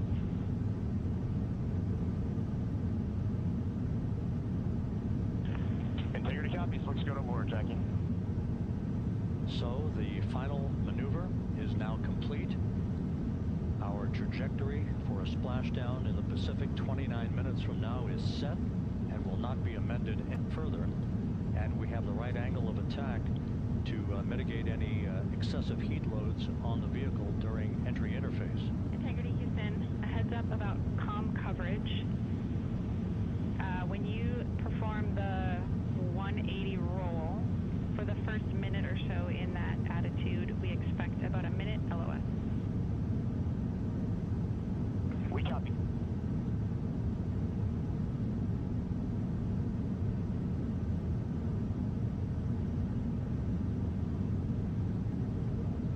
So for those who are watching the series of events coming up, we will enter the first traces of Earth's atmosphere 14 minutes 45 seconds from now. 6:53 and 30 seconds is what is pegged for entry interface at an altitude of 400,000 feet. So I hear you've got a new hobby, gardening. Yeah, well, I mean... 800 feet per second. Range to touchdown or splashdown, 1,701 nautical miles. 24 seconds after entry interface, we will enter a 6-minute blackout period in which we will lose communications with the crew. This is expected due to the buildup of plasma around the vehicle. That's an ionization effect due to the collision, if you will, of the velocity of the spacecraft with the friction of the Earth's atmosphere. That 6-minute blackout is expected to begin at 6:53 and 54 seconds p.m. Central Time. During that period of time, we will reach our peak speed of 24,661 miles per hour. That comes just short, based on unofficial data from the flight dynamics officer right now, will come just short of the velocity record set by Apollo 10 of 24,791 miles per hour in 1969. We expect peak heating on the vehicle at 6:54 and 52 seconds p.m. Central Time, a minute and 22 seconds into entry interface. At that point, we will be just 204,000 feet above the Earth, traveling at 33,000 feet per second. The blackout period is expected to last 6 minutes. We expect that blackout period to end at 6:59 and 55 seconds p.m. Central Time. From the end of the blackout period until splashdown, it is just 7 minutes, at which point we'll start deploying the series of parachutes to slow Integrity down to an ultimate splashdown velocity of just 19 miles an hour. We see the same, waiting for the 180 rolls.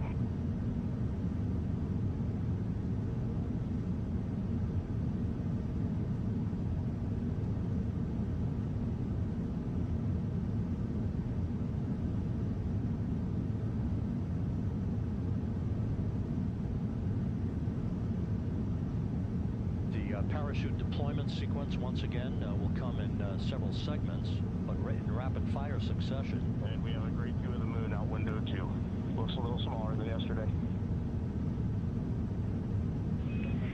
Guess we'll have to go back.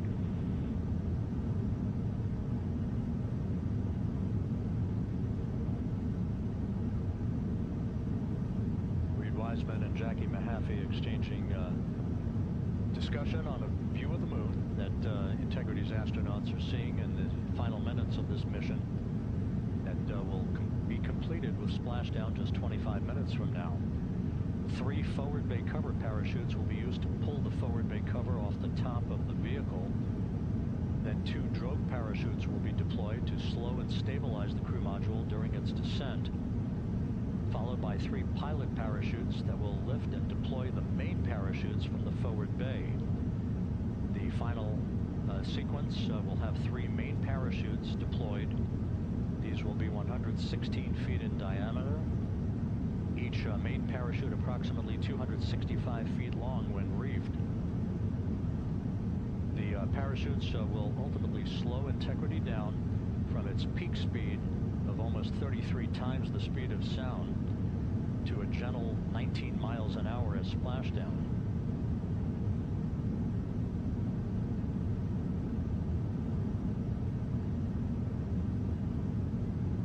The vehicle is now currently in a roll to the proper attitude for entry interface. Our trajectory is right on according to flight dynamics.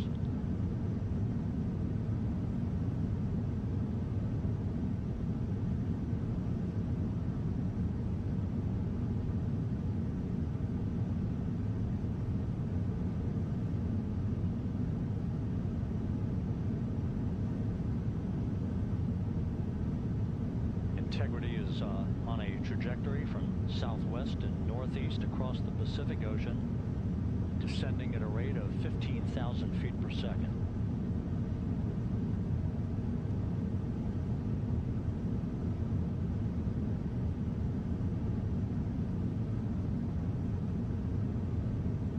Range to touchdown 4,300 nautical miles, all the systems in excellent shape.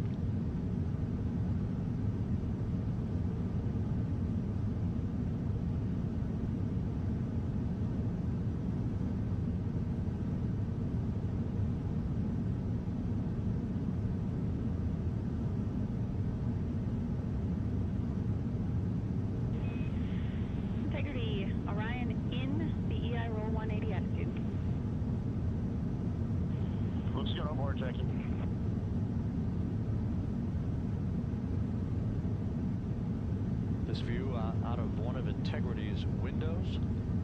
We had a call for 3 good barrows. Those are barometric pressure sensors that feed altitude and rate of descent information to Integrity's computers that will trigger the parachute deployment sequence. We are less than 9 minutes away from entry interface, 22 minutes from splashdown.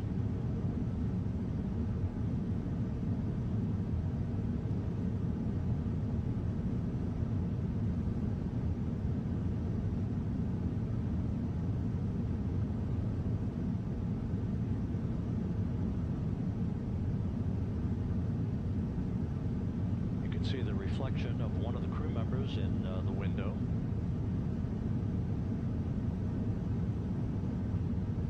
Out in the Pacific, the weather conditions remain go.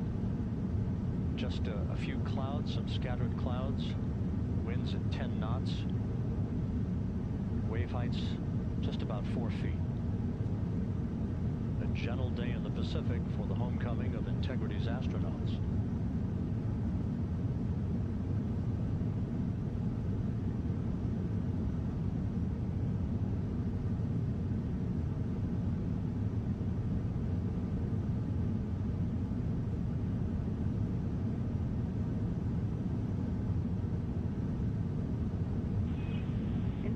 Back in EI attitude.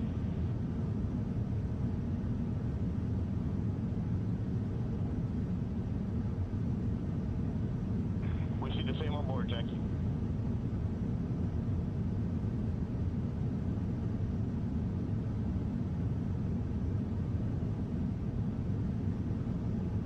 Houston, Verge is complete. Crew and vehicle are configured for entry. Houston copies. And we're in step 37, transferring nav state to BFS.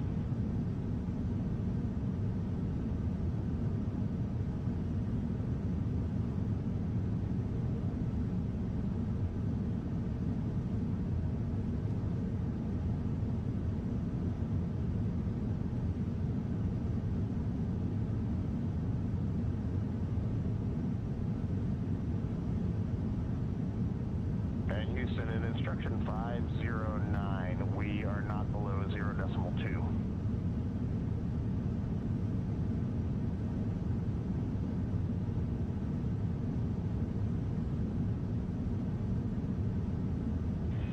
Integrity, no action required. Integrity.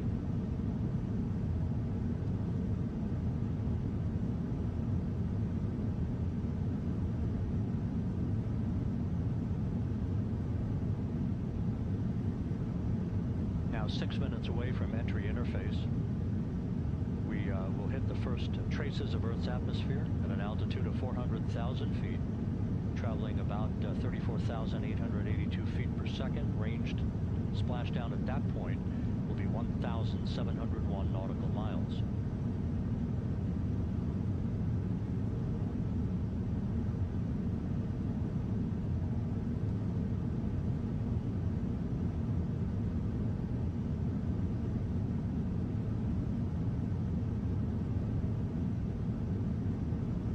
Once again, just a reminder, some 24 seconds after entry interface, we do expect to lose communications with the vehicle and the crew during a 6-minute blackout period when a plasma shield will build up around the spacecraft due to the ionization, due to heating effects. And Flight Dynamics has just confirmed we will have a blackout period of exactly 6 minutes in duration. And once again, that's due to the fact that a plasma buildup around the vehicle will prevent communications and data, so we will not be able to talk to the crew members at that time, nor will we receive data here in the flight control room. Everything is looking good on board. Just confirm no pre-EI downloads. Houston concurs. That blackout period to begin at 6:53 and 54 seconds p.m. Central Time, and again will last about 6 minutes in duration.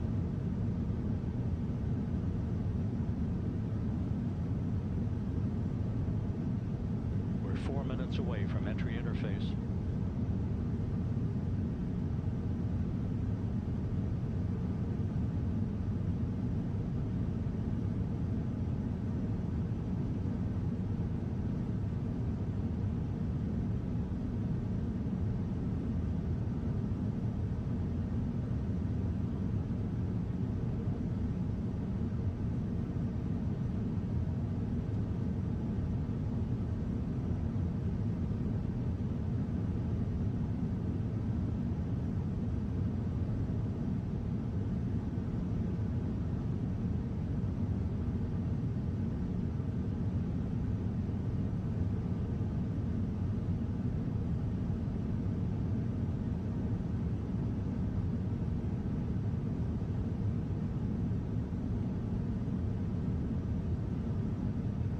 This view from Integrity as it crosses from southwest to northeast across the Pacific Ocean, 3 minutes from entry interface.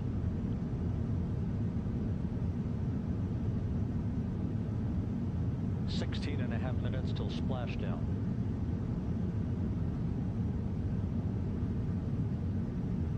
The USS John P. Murtha and the recovery team is on station and in position, as are the airborne imagery assets that we hope to receive imagery from as Artemis enters the Earth's atmosphere and through parachute deployment.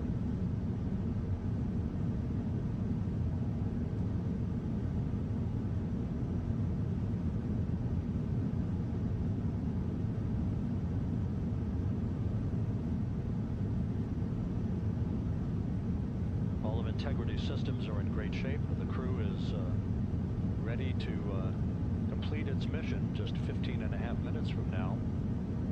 All of the activities today have gone off in perfect fashion. No issues with the vehicle, no issues with the crew. And the weather at the splashdown site is go.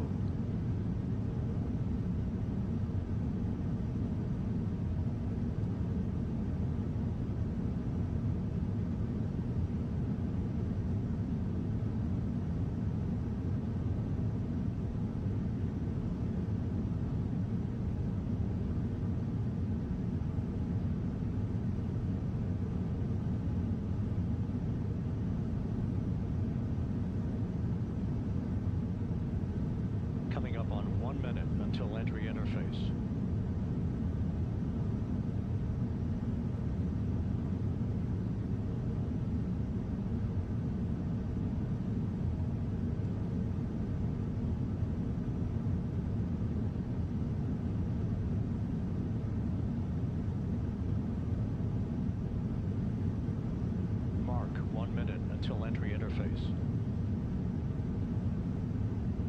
1 minute, 20 seconds until the expected start of our 6-minute blackout. Integrity, 1 minute to a 6-minute blackout. Integrity.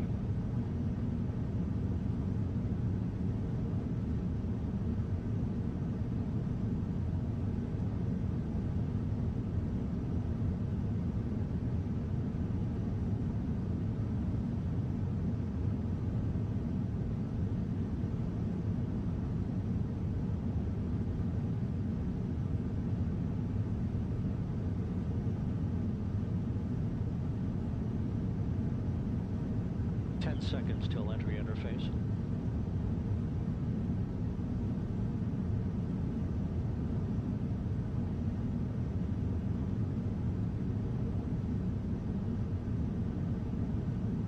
And we have crossed the threshold, now entering the Earth's atmosphere. We're at 400,000 feet, traveling 34,800 feet per second.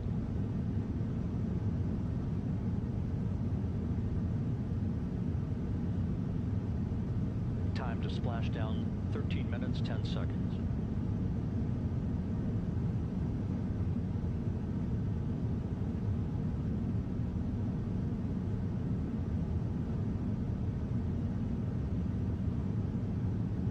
And as predicted, we've entered our communications blackout. This will be a 6-minute blackout period. No voice, no data from the crew.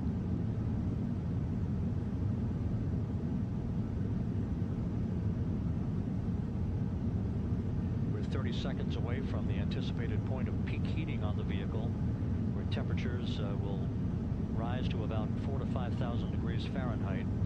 This is the true test of our trajectory.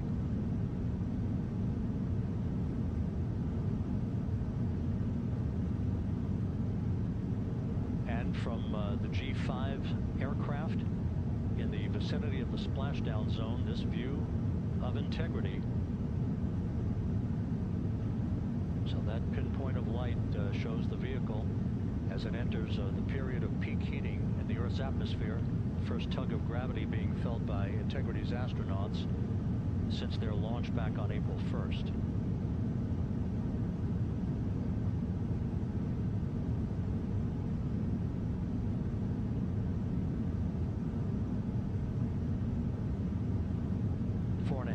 Until the end of the blackout period.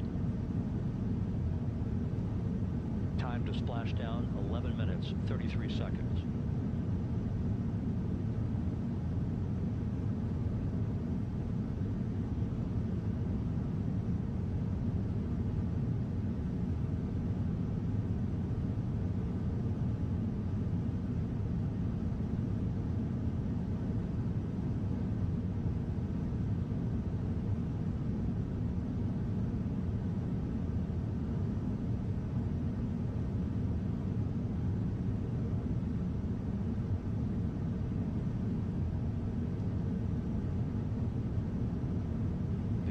And support officer reports that the P3 has acquisition on Integrity.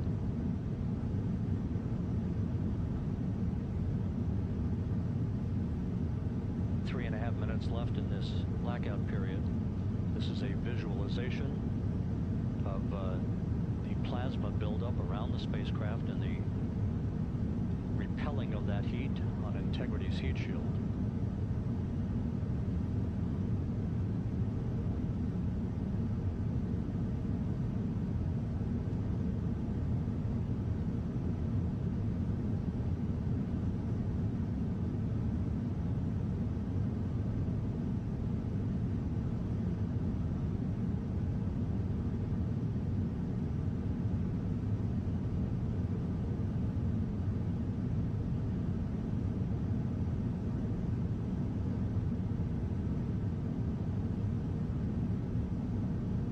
Flight Dynamics reports that airborne assets in the vicinity of the splashdown zone do have a visual on Integrity. Still 2 minutes and 40 seconds left in our blackout period. Time to splashdown, 9 minutes, 35 seconds.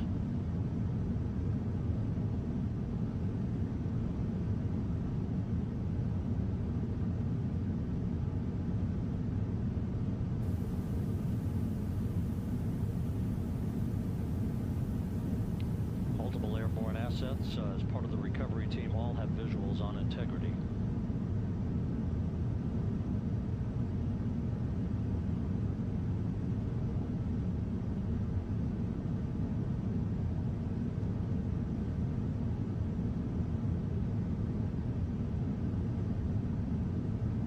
And the WB-57 flying in the splashdown zone also has a visual. And the Navy helos also have visuals.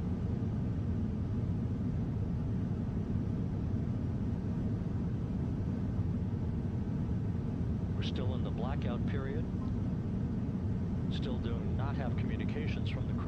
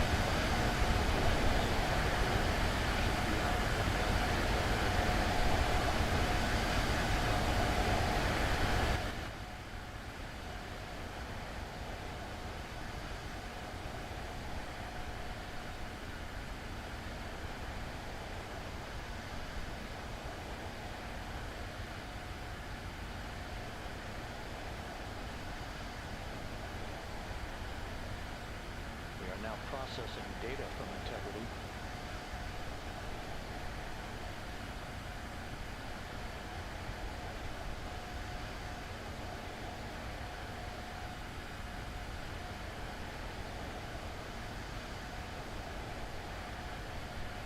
Landing and support officer reports the small boats are en route to the splashdown target zone.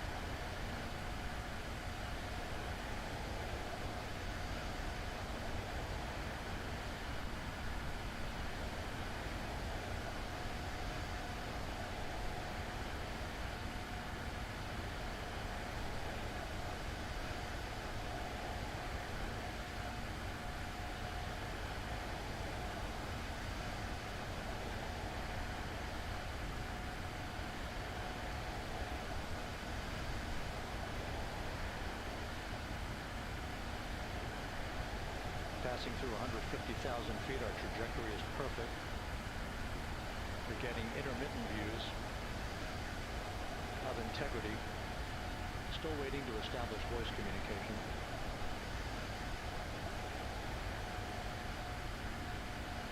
Integrity, Houston, comm check, post blackout. Houston, Integrity, we have you loud and clear. Your trajectory is nominal and your recovery teams have visual. Guide looks good. No action for the enabled internal camera controller fail. Big cheers from the viewing room here in Mission Control as voice communication reestablished with Commander Reed Wiseman. For America in a waiting world, Integrity is 5.5 minutes away from coming home.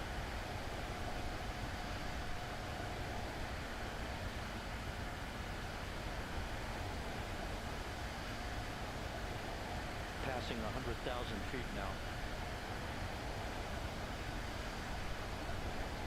Range to splashdown 19 nautical miles.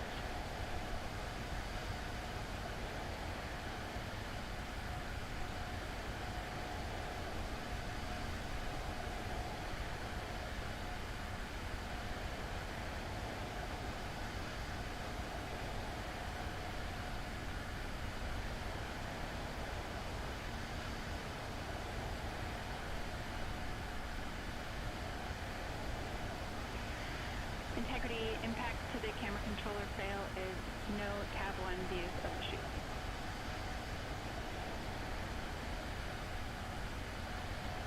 Integrity.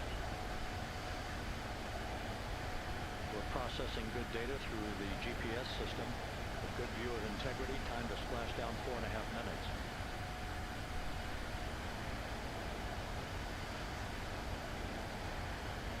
And a view of Integrity from the WB-57. We're at 50,000 feet.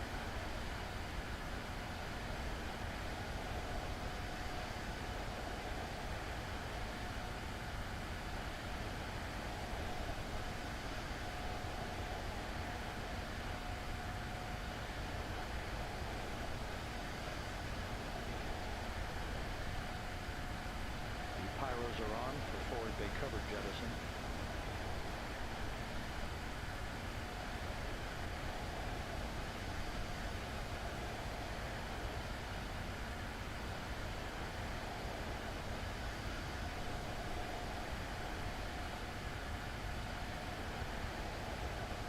And there go the first series of parachutes, and we're on drogues.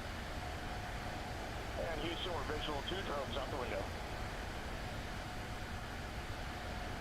2 good drogue shoots. Next up, We copy, we see them. next up, the deployment of pilot parachutes that will pull the main chutes out. Time to splash down 3 minutes and 10 seconds.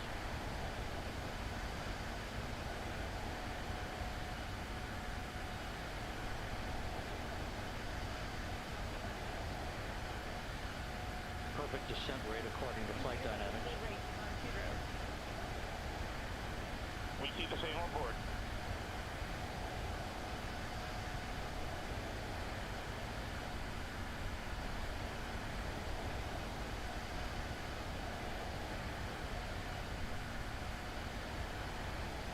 Passing through 10,000 feet, still on drogues.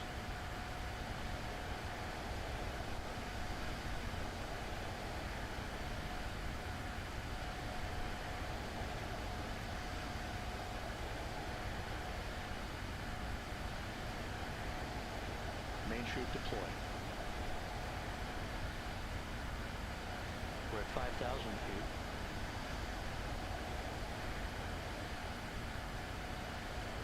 Surge and recovery beacon has been activated on integrity. And we have 3 good main chutes. Good 3 main chutes, good reefing, good descent rate. We see 3 good-looking parachutes.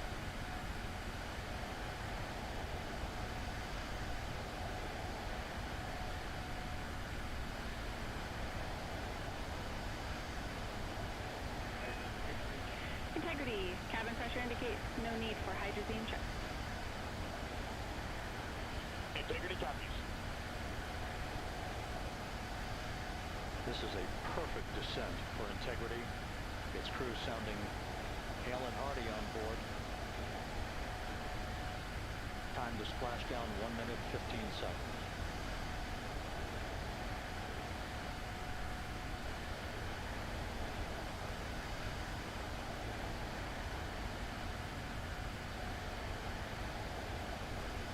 Integrity about to complete a journey spanning 694,481 miles from its launch from the Kennedy Space Center back on April 1st and a trip around the moon.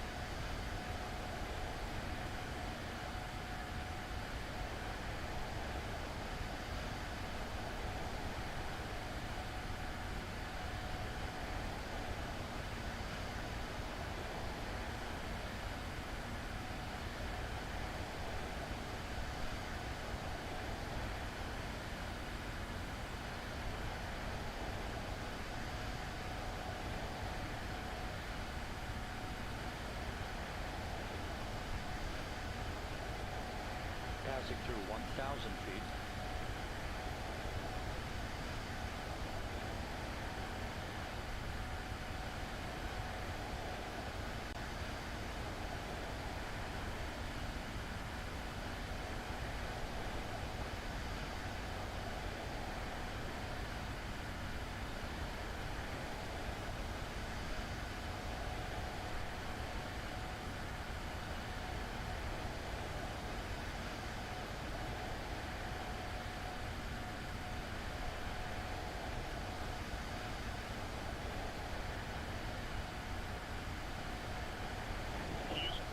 Splashdown, sending post-landing command now. Splashdown confirmed. Copy splashdown, waiting on VLDR. Splashdown confirmed at 7:07 p.m. Central Time, 5:07 p.m. Pacific Time from the pages of Jules Verne to a modern-day mission to the moon. A new chapter of the exploration of our celestial neighbor is complete. Integrity's astronauts back on Earth.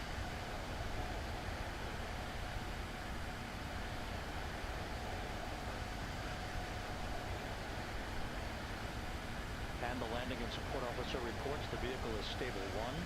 We still will be deploying the crew module uprighting system to maintain that orientation. A perfect bullseye splashdown for Integrity and its 4 astronauts.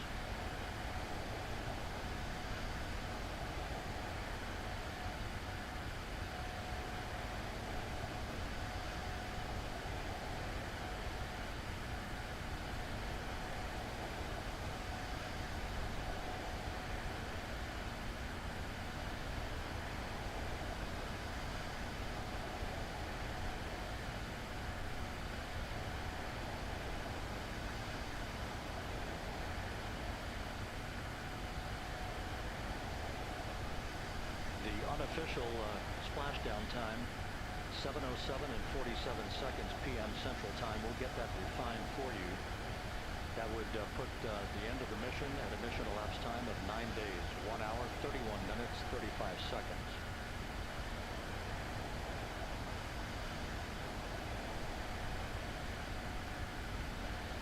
And we're configuring for very low data rate.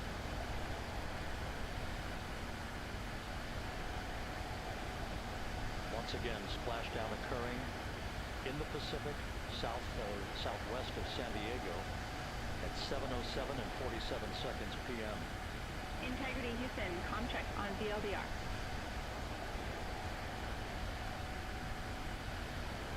Houston, we have you loud and clear on VLDR. How on? We have you the same. We'll meet you over in post-landing. Perfect communications established. We are stable 1, 4 green crew members. Houston copies all. Reed Wiseman reporting 4 green crew members. That is not their complexion. That is the fact that they're in great condition. That's what that means. So stable 1, upright. The crew module uprighting system is being deployed. The 5 airbags being inflated through helium to maintain the upright configuration for the vehicle. This was a textbook entry and a textbook touchdown for Integrity. Reed Wiseman, Victor Glover, Christina Cook, and Jeremy Hansen back on Earth after a journey around the moon.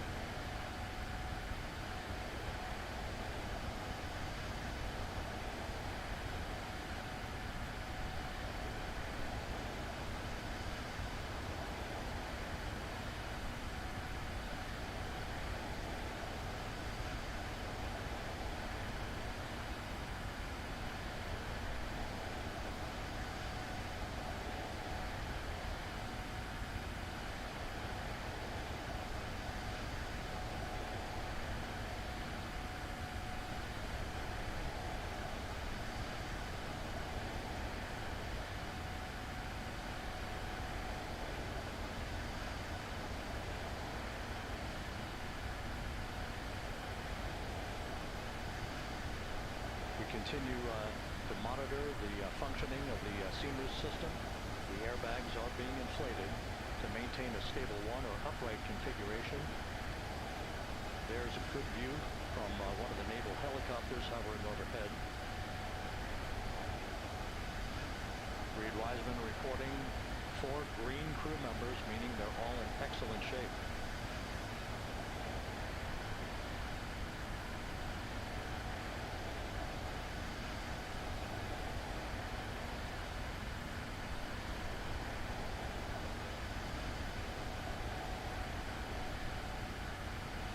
Integrity Houston for SAR beacon and radio. SAR beacon is in 406, and we're powering the radio now. Go ahead. We see the beacon on, however, the recovery team is not seeing the signal. Your SAR radio uses the same antenna, so you may run into trouble with the radio. Okay, copy, and we are also powering up the SAT phone now.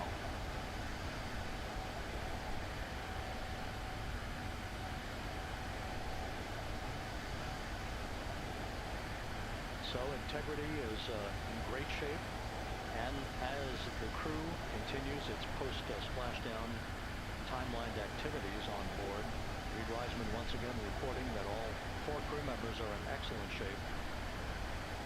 And we have 5 inflated airbags to maintain an upright configuration so that the recovery team can now begin a slow approach to the vehicle. Meanwhile, here in the flight control room, entry flight director Rick Henfling is polling his team of flight controllers for the start of powering down the vehicle after a thorough systems check. We have no toxic gases to be concerned about, so the recovery personnel can approach the vehicle, but not until we have powered down the spacecraft. That's expected to take a few more minutes.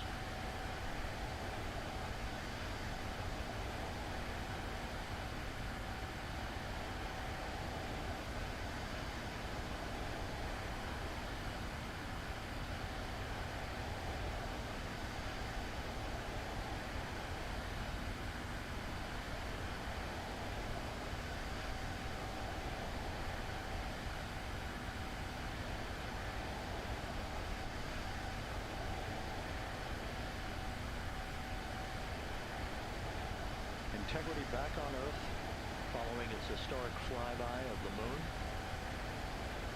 It was, for all intents and purposes, a textbook mission. 28 per hour main on this frequency. We copy.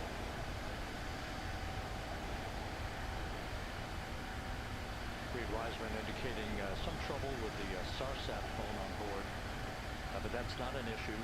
What is more important is that the vehicle is solid. No issues as we begin the power down of the vehicle to begin the recovery process.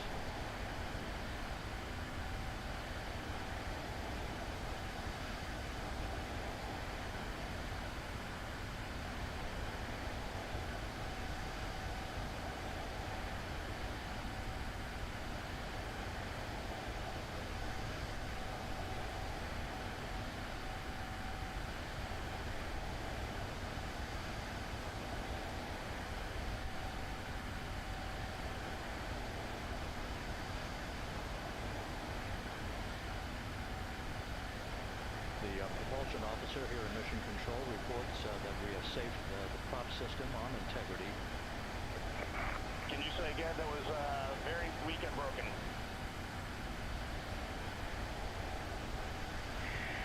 Integrity, Houston did not call.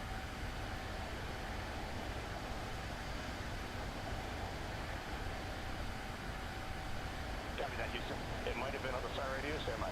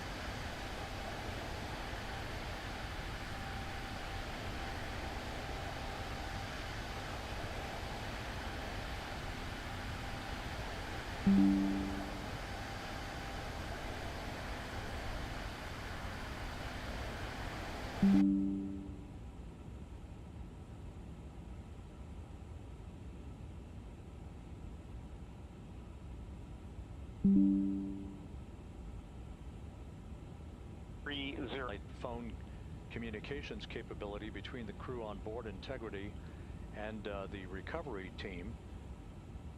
That will get sorted out here shortly. There's plenty of cooling on board Integrity, so there's no rush to begin the power down. To call you on the sat phone, and I'm not getting an answer there either. Concur. We haven't had anything come through.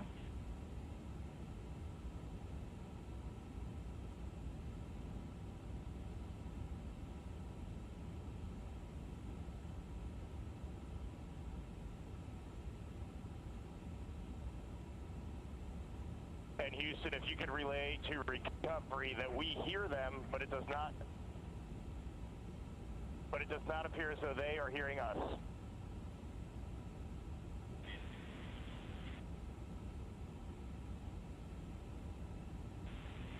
Houston copies, and Reed, just to confirm, you are pushing the PTT on the radio.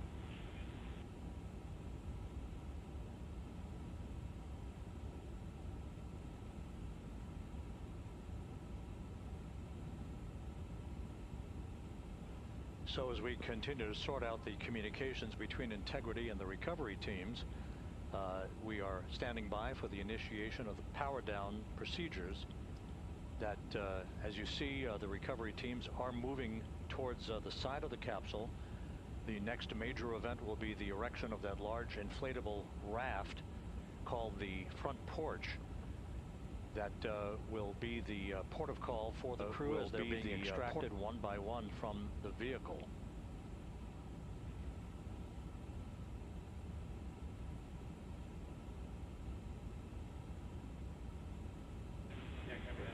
Integrity, Houston, for sat phone, we are going to attempt to call you.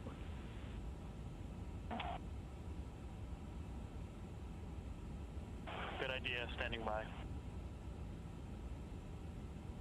And Jackie, yes, we are pushing the push to talk, the two buttons on the left side of the radio below the up-down arrows. We are utilizing them. I'm rebooting the radio to see if we get good comms.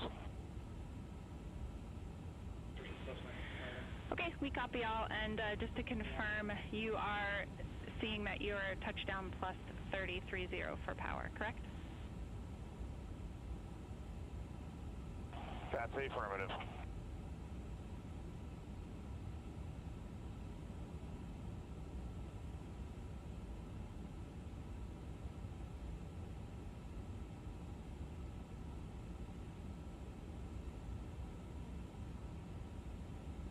We are trying a backdoor approach to have mission control here call the crew on their satellite phone.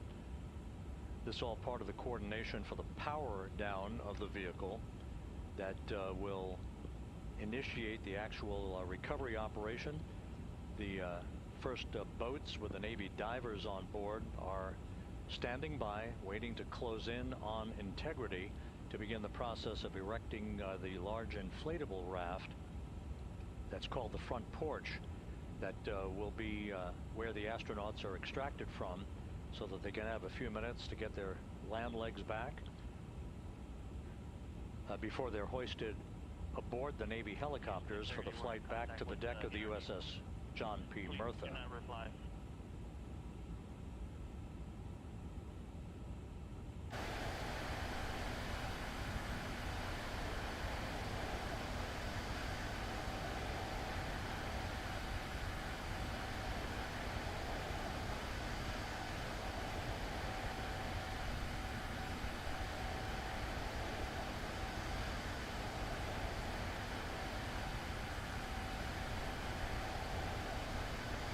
And Houston, please don't reply. NRD, very weak,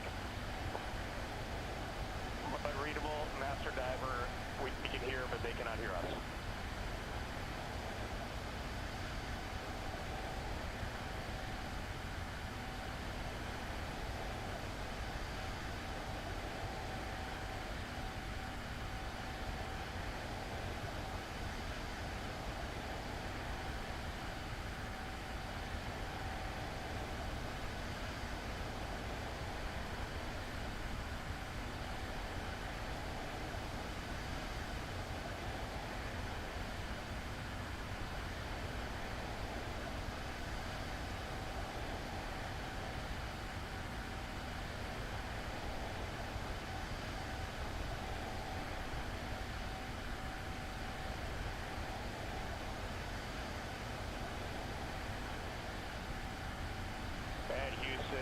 on OE1. Is there any chance to tie us into NRD?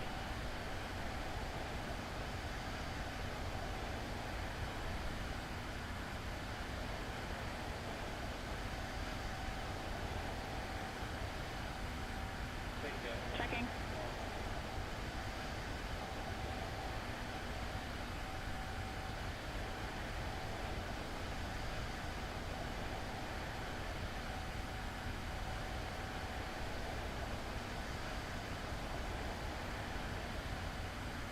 This is Mission Control, Houston. While we stand by for the establishment of communications between Integrity and the recovery team that is basically standing by very close to the spacecraft, we're going to go to the deck of the USS John P. Murtha, where Megan Cruz is standing by with Administrator Jared Isaacman.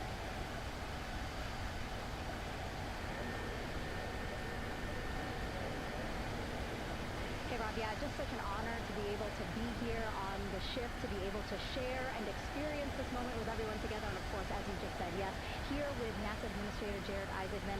Administrator, how did you feel getting to witness this and seeing NASA at its best?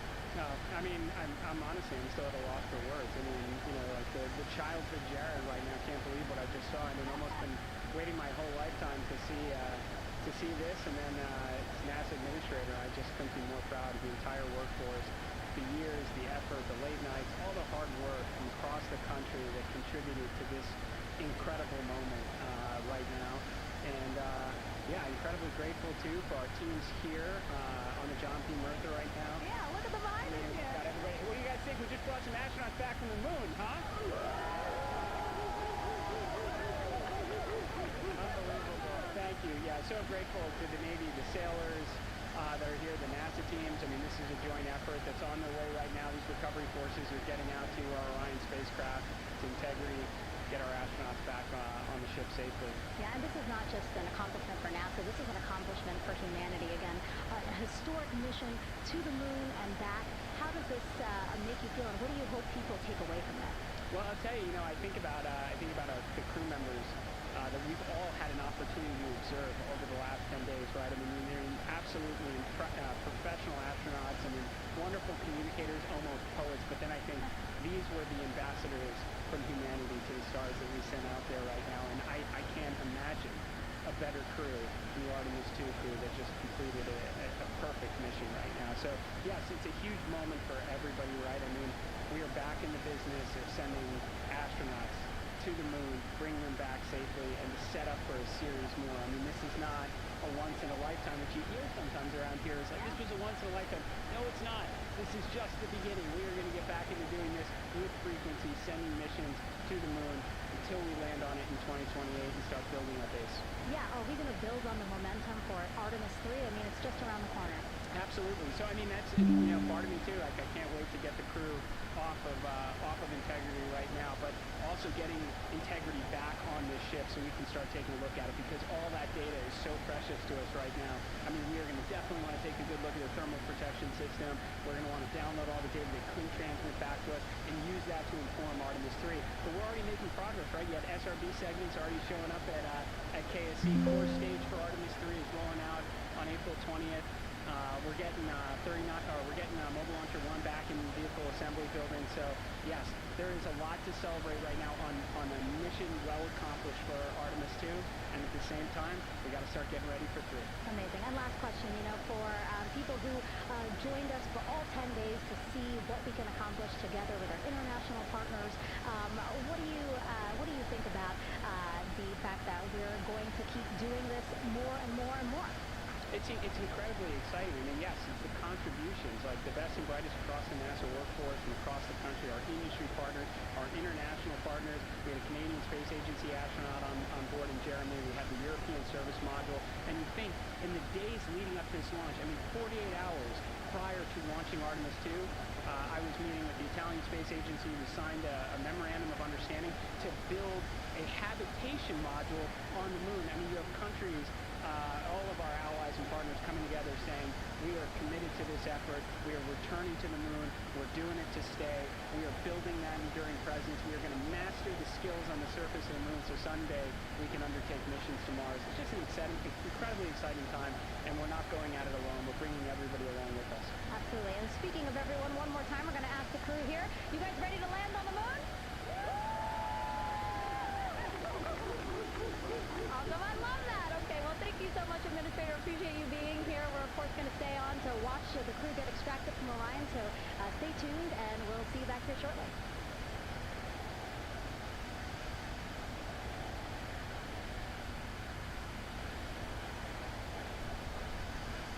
Thank you, Megan, and thank you, Administrator Isaacman.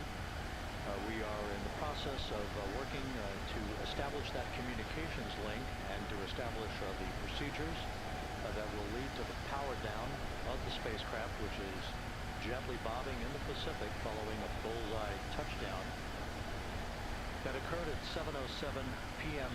Central Time, 5:07 p.m. Pacific Time, 2.5 hours before sunset in the Pacific, southwest of San Diego. We have once again heard from the crew during that interview opportunity with the administrator, and we have 4 healthy crew members on board.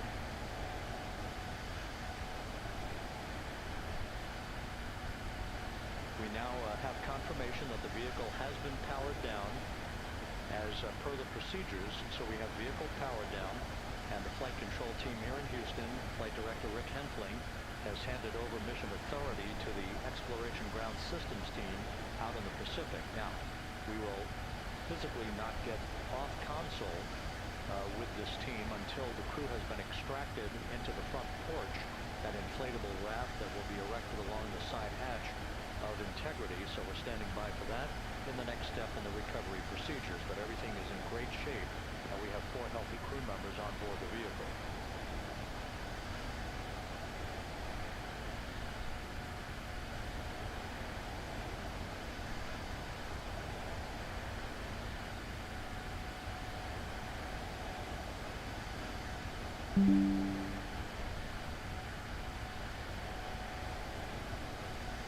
All of the entry events went by the book, no issues, perfect trajectory for Integrity that was culminated with one final raise burn to improve the angle of attack for the vehicle as it entered the Earth's atmosphere. All of that flight dynamics computation worked like a charm.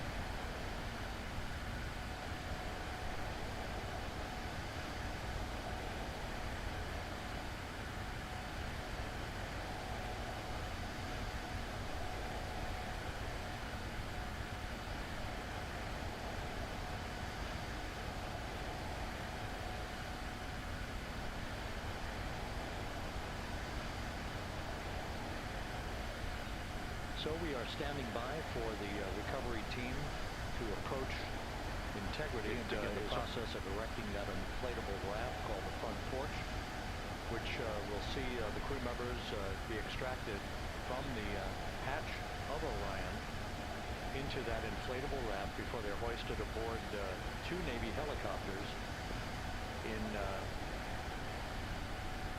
a variety of different configurations. Each crew member will be hoisted in sequential fashion, in alternating fashion, 2 crew members for each helicopter before they turn around to head back to the John P. Murtha.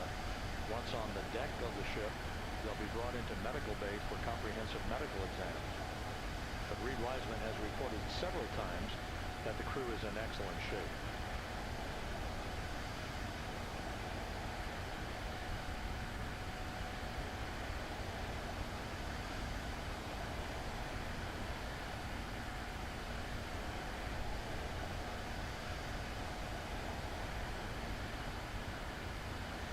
So just to recap, it has been some 26.5 minutes since the splashdown of Integrity in the Pacific. The vehicle is in excellent shape. It performed like a champ all the way down through the Earth's atmosphere. All of the vehicle functions were checked off trip hammer fashion. The parachutes all deployed as planned. Splashdown occurring at 7:07 p.m. Central Time, 5:07 p.m. Pacific Time. Ready for departure.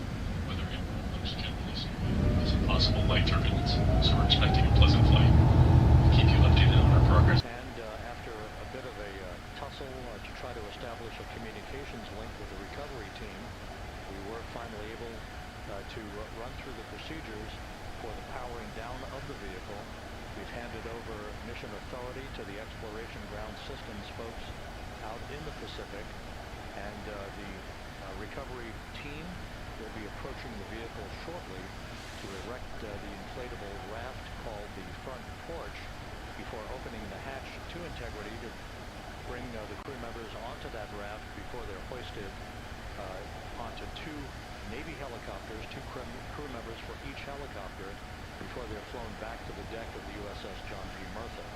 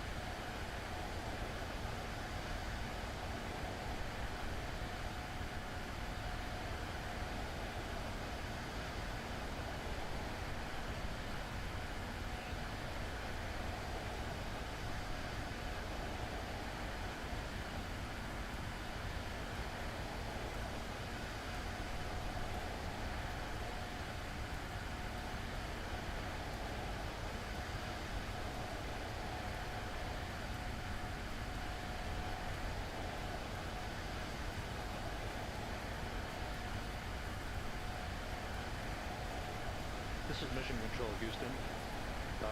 After talking to the flight dynamics folks, we have a bit of a refinement on the splashdown time for you. Their computation shows a splashdown time of 7:07 and 27 seconds p.m. Central Time, 7:07 and 27 seconds p.m. Central Time.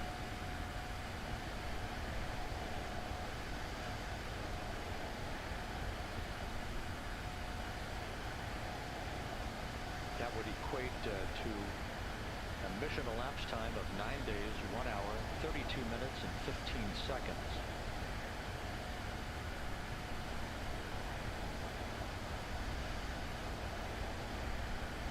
Once again, from Flight Dynamics, a splashdown time of 7:07 and 27 seconds p.m. Central Time.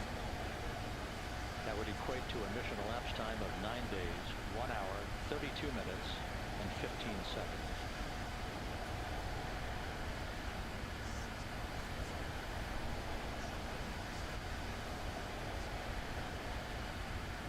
Reports from the Pacific indicate that the recovery team in communications with the crew aboard Integrity, that the crew remains in excellent shape as they await the approach of the team for a final hazard gas evaluation before they move to the side of the vehicle to erect the inflatable life raft called the front porch.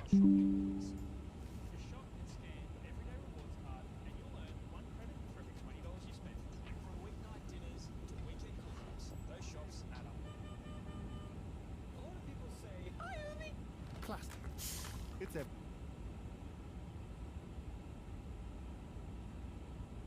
Again, no issues with Integrity. The vehicle is powered down. All of its systems are now safed.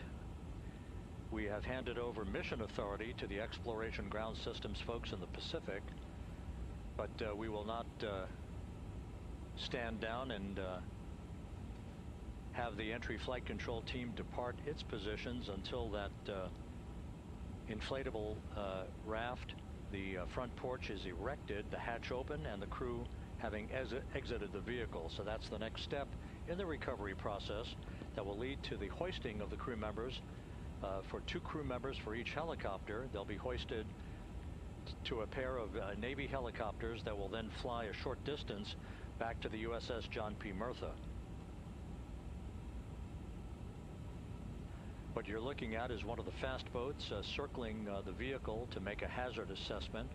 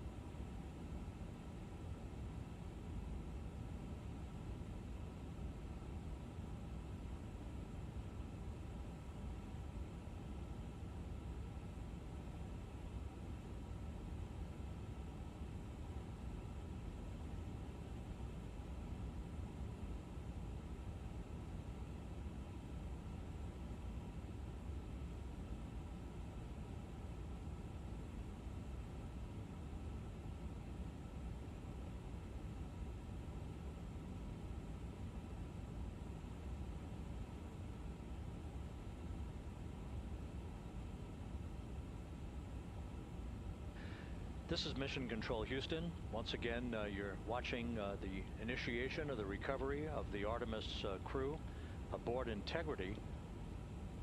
All of the Navy divers and the fast boats are now approaching the spacecraft after conducting a hazard assessment. The vehicle has been powered down.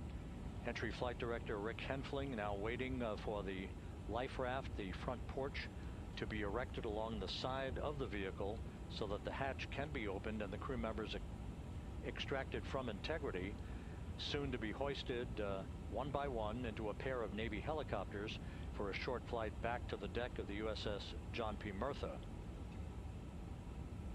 If you missed it earlier, we talked to Flight Dynamics and received a more official touchdown time or splashdown time, as it were, of 7:07 and 27 seconds p.m. Central Time, 5:07 and 27 seconds p.m. Pacific Time. That would equate to a mission elapsed time of 9 days, 1 hour, 32 minutes, and 15 seconds.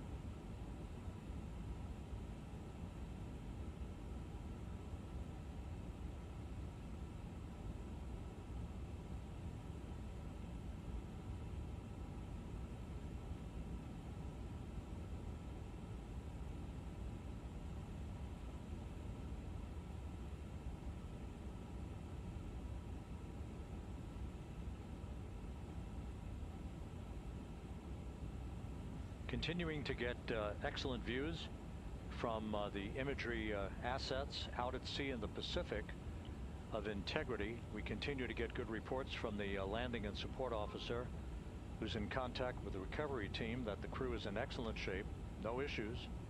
They're just currently biding their time, waiting for the front porch to be erected.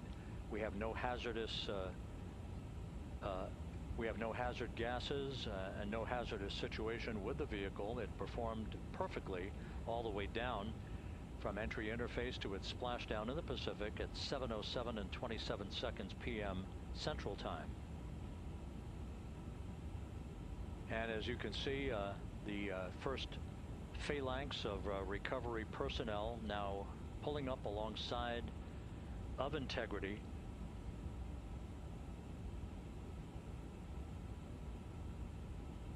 This includes Navy divers, a Navy flight surgeon, and other recovery personnel who have trained for several years for this recovery process.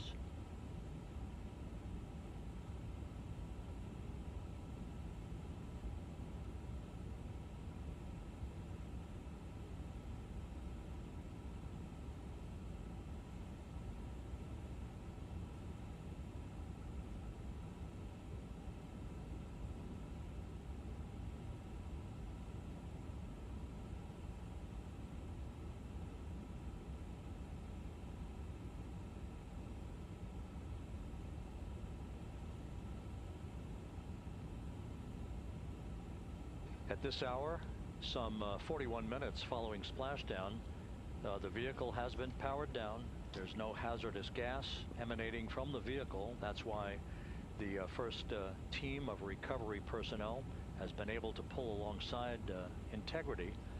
And the reports continue to come in that the 4 astronauts are in excellent shape.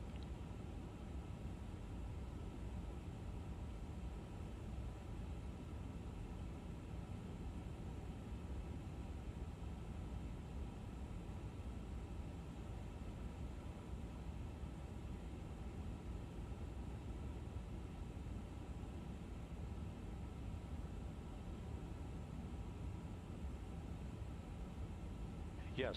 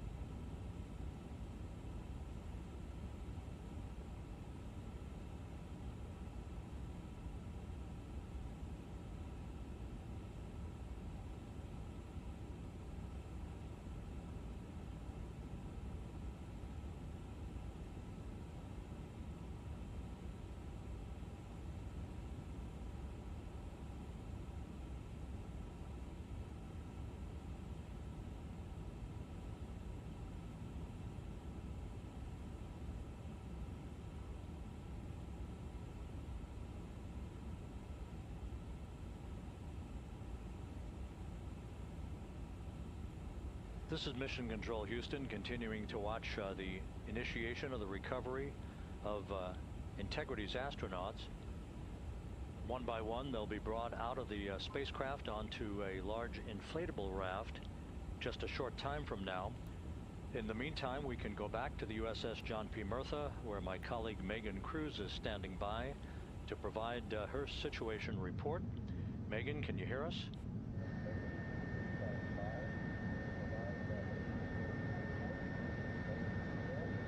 Hey, Rob. Yes, I can hear you. Thank you. Yeah, we're back here on the bow of the recovery ship where there are still plenty of people peering out into the water. We are not very far from the action everyone is seeing on their screen now. The Orion spacecraft, Integrity, in the ocean, surrounded by a number of recovery boats.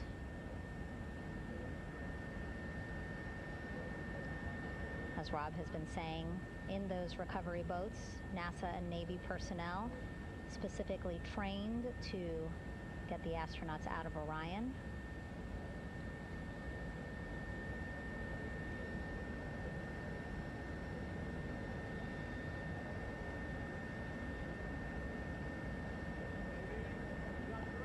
In some of our wide shots, you can probably see that there are 6 boats out in the water.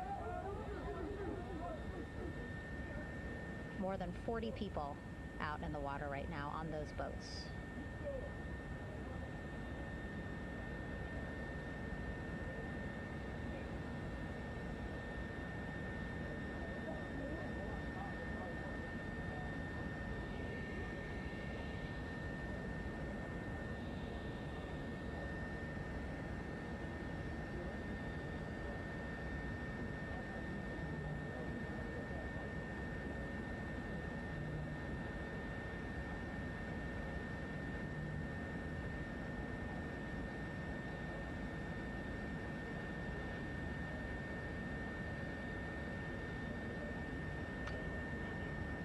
First order of business is to set up the front porch and the stabilization collar. You might also hear it referred to as a stab collar. Basically just to make sure that Orion stays upright, doesn't sway in the water too much, again, to make it easier for recovery forces to get the astronauts out.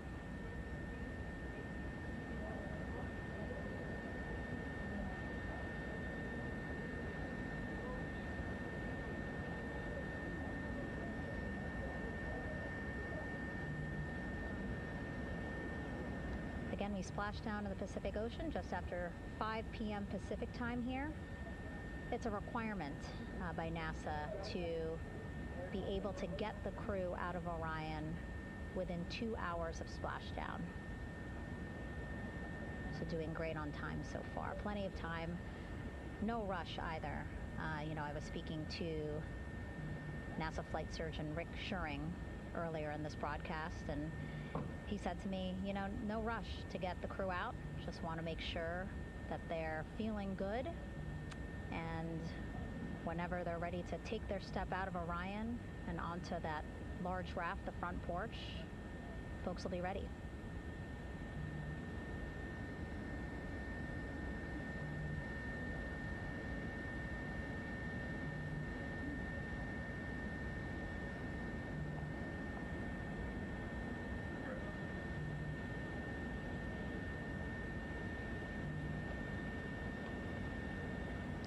And as there are mission audio loops in Mission Control in Houston, there is a mission audio loop here on the ship, and it was just reported out that the side hatch is open. Side hatch of Integrity is open. You're getting these beautiful shots from our aerial assets. The ship itself, where I'm on, just 3,000 yards away. Again, plenty of people on the boat here, glued to the side closest to where they can see all this action. And again, with just 3,000 yards separating us, great views from the bow here. You can see now that side hatch is open.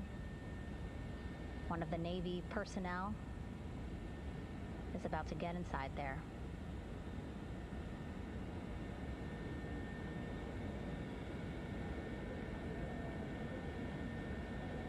In they go. In total, 4 will go into Orion. So it'll be a little bit of a tight squeeze, but the goal is to have a recovery personnel with each astronaut assessing them.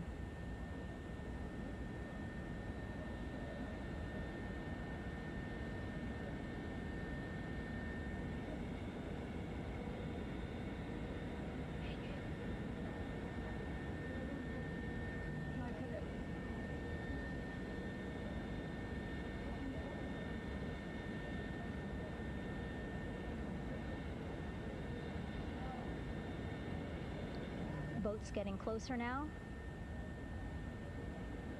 Again, that one that's right up against Orion, those are the divers that will go in to the spacecraft to check on each of the astronauts. These other boats will begin doing a number of things, putting on that stabilization collar onto Orion, building that front porch. Eventually, they will retrieve the parachutes, as well as tow Orion back to the well deck of the recovery ship here.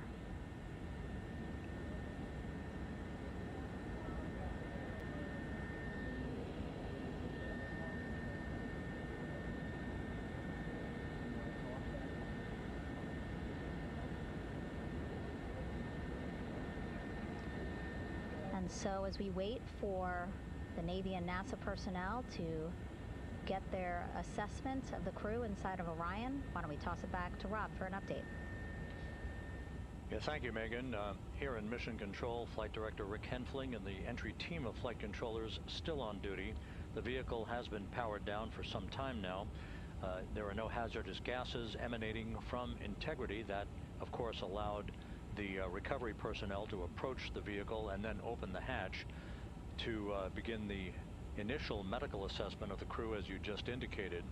Now we're standing by for the erection of that inflatable raft, the front porch, alongside of the vehicle that will enable the crew to be extracted one by one onto the raft, have a moment or two to get their land legs back before they're hoisted into 2 hovering Navy helicopters, 2 crew members for each helicopter, for a short flight back to the deck of the USS John P. Murtha.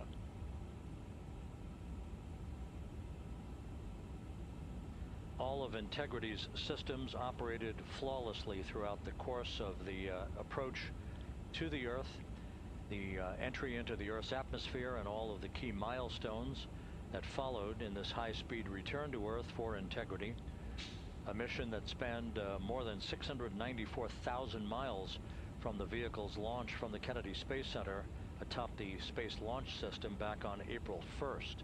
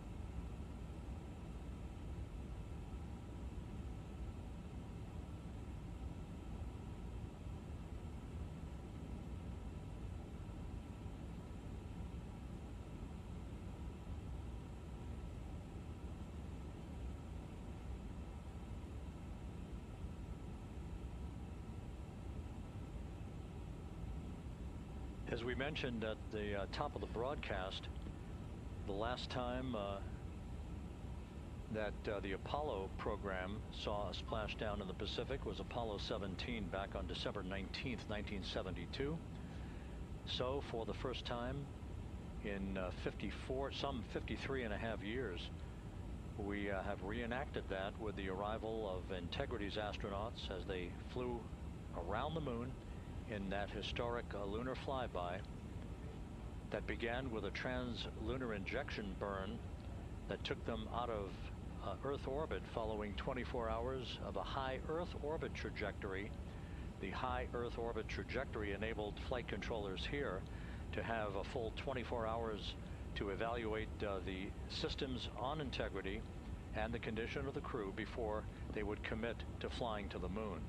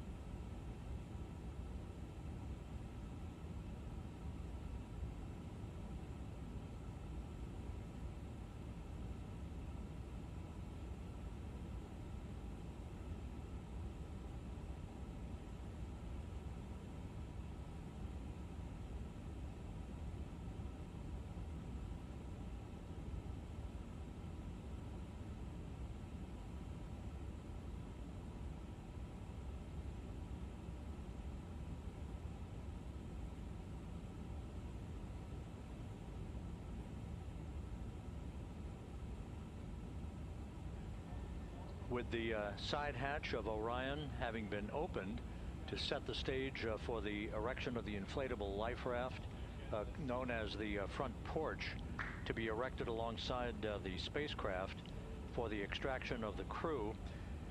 Let's play for you an interview that my colleague Megan Cruz conducted on the USS John P. Murtha with Navy diver First Class David McMahon that explains how this process is unfolding. Okay, Davey, so you and some of your team, one last look over of the stabilization collar, correct? Yes, ma'am. Okay, so what is this stabilization collar? This is what's going to stabilize the capsule out there in the ocean. We don't know how good the weather or the waves will be that day, so this will help prevent any unnecessary occurrences from happening, stabilizing the capsule and the astronauts inside. So basically this is a float that will go around Orion. I'm assuming that what they're doing right now, these are the lines that will attach the collar onto Orion? That is correct. And so what are they doing here? So we've got the lower line that will secure the inflation device before we inflate it. That gives us the go-ahead that it's secure in its space, and then we'll inflate it. And then once that is done, we'll undo all the carabiners and get this orange line on top tied in the same fashion.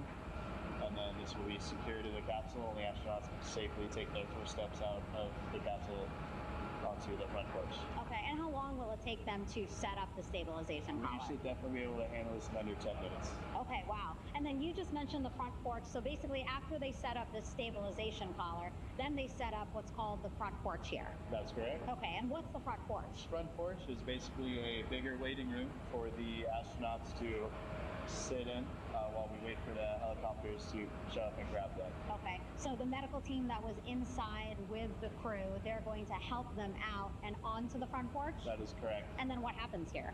We have hired trained medical personnel also on board the front porch that will give them lookovers and just make sure they're okay while we wait for the helicopters to show up.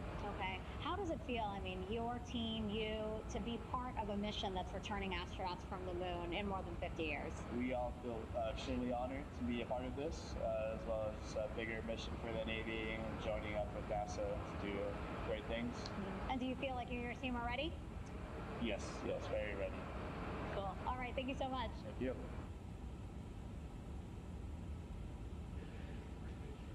Once again, the recovery operations are continuing out in the Pacific. We shortly should see that life raft, the front porch, erected alongside the side hatch of the vehicle.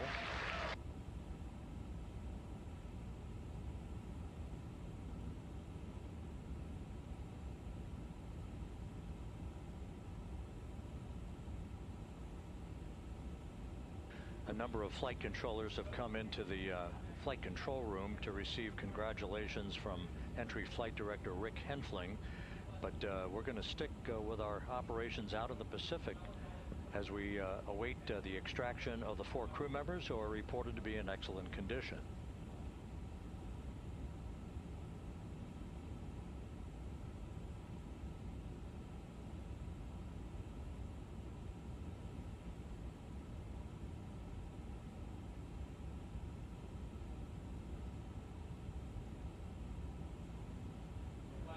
Again, while we stand by for that front porch to be erected alongside of the side hatch of the vehicle, let's go back to the USS John P. Murtha and Megan Cruz. Megan?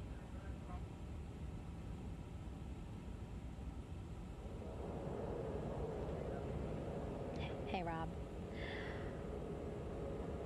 Pausing now to listen to some internal audio loops. Again, the operations team here on the ship communicating with everyone out on the water. It seems like currents are hindering them a little bit from unfurling and inflating the stabilization collar as well as the front porch. But again, the requirement to get the crew out within 2 hours of splashdown, plenty of time. So no concerns just yet. But as calm as the water looks, yeah, it looks like it's hindering the teams just a tad.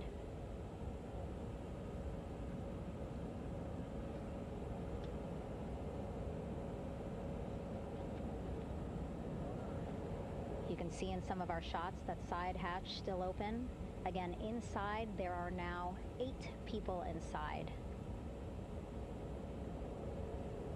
4 divers, Navy divers, all with medical training, each assigned to an astronaut each. Making sure that they're comfortable, feeling good.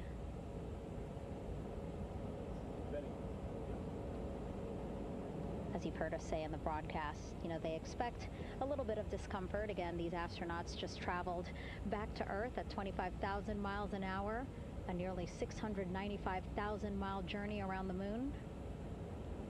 If you think you get carsick.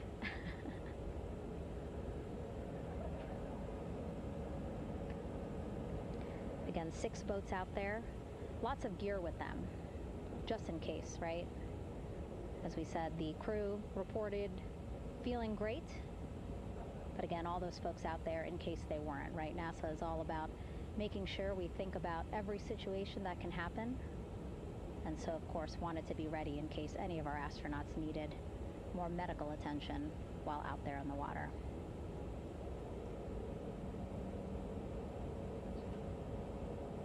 You see now teams again trying to set up the stabilization collar and front porch for the crew to get out of Orion. They need both, right? The stabilization collar will keep Orion from swaying as you see it is doing now.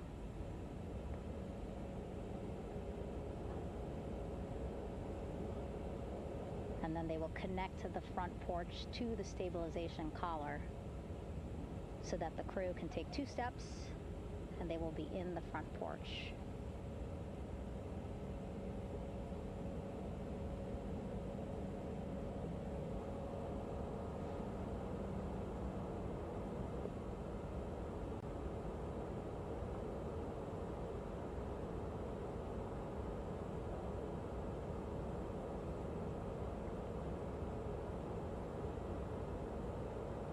Not a lot of chatter on the mission audio loops. That's a good thing. Again, things proceeding pretty nominally, even if they're fighting some currents out there on the Pacific Ocean.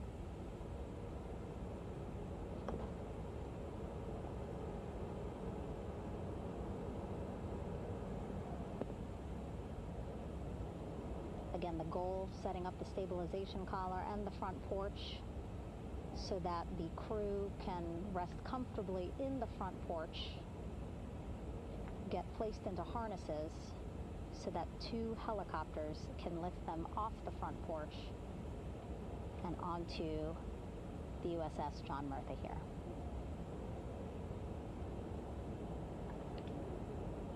The helicopters are going to take turns picking up an astronaut.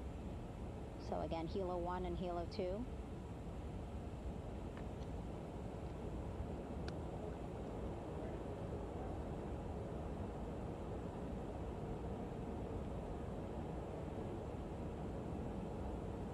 Okay, and the recovery team here on the ship just got a report from the undersea medical officer who is inside the capsule with the crew. He is reporting all 4 members are green. All of our 4 astronauts, Reed, Victor, Christina, Jeremy, green, meaning they are feeling great, not the complexion of their skin. They are feeling great, happy to be home, and ready to be extracted as soon as possible.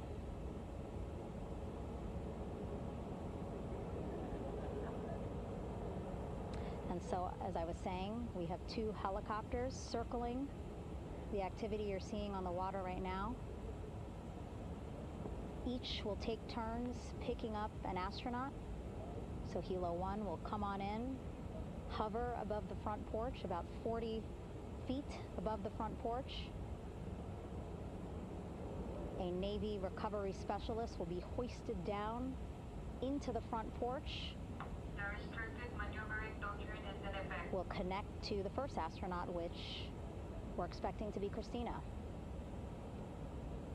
And then Helo 2 comes around, picks up Jeremy, while Helo 1 stays above head, and then Helo 1 will come back in for another astronaut, and then Helo 2 for the last astronaut, and then back to the flight deck here on the recovery ship.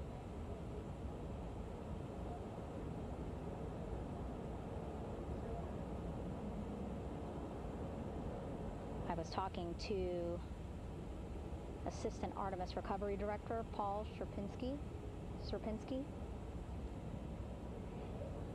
He said helos are a much quicker, safer way to get on board. They did actually consider boats, but then if you think about it, longer time, the crew would have to move through more of the ship. This way the helos will give a more direct, quicker route to the medical bay for our 4 astronauts.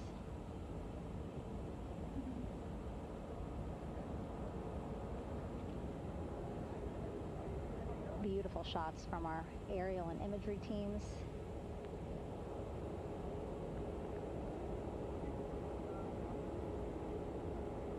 Clouds have dissipated for a clear view from the bow of the recovery ship here.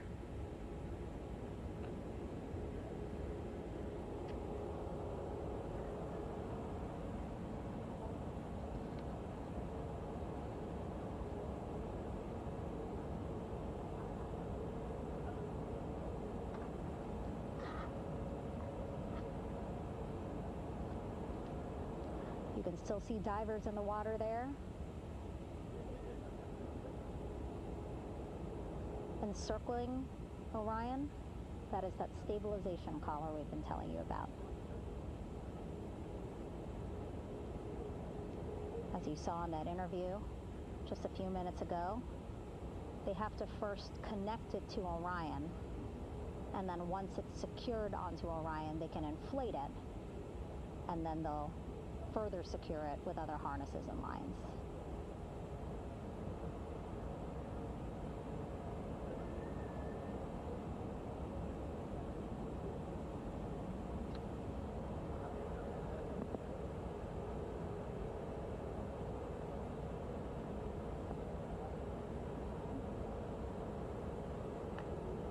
About an hour and 10 minutes since splashdown in the Pacific Ocean here.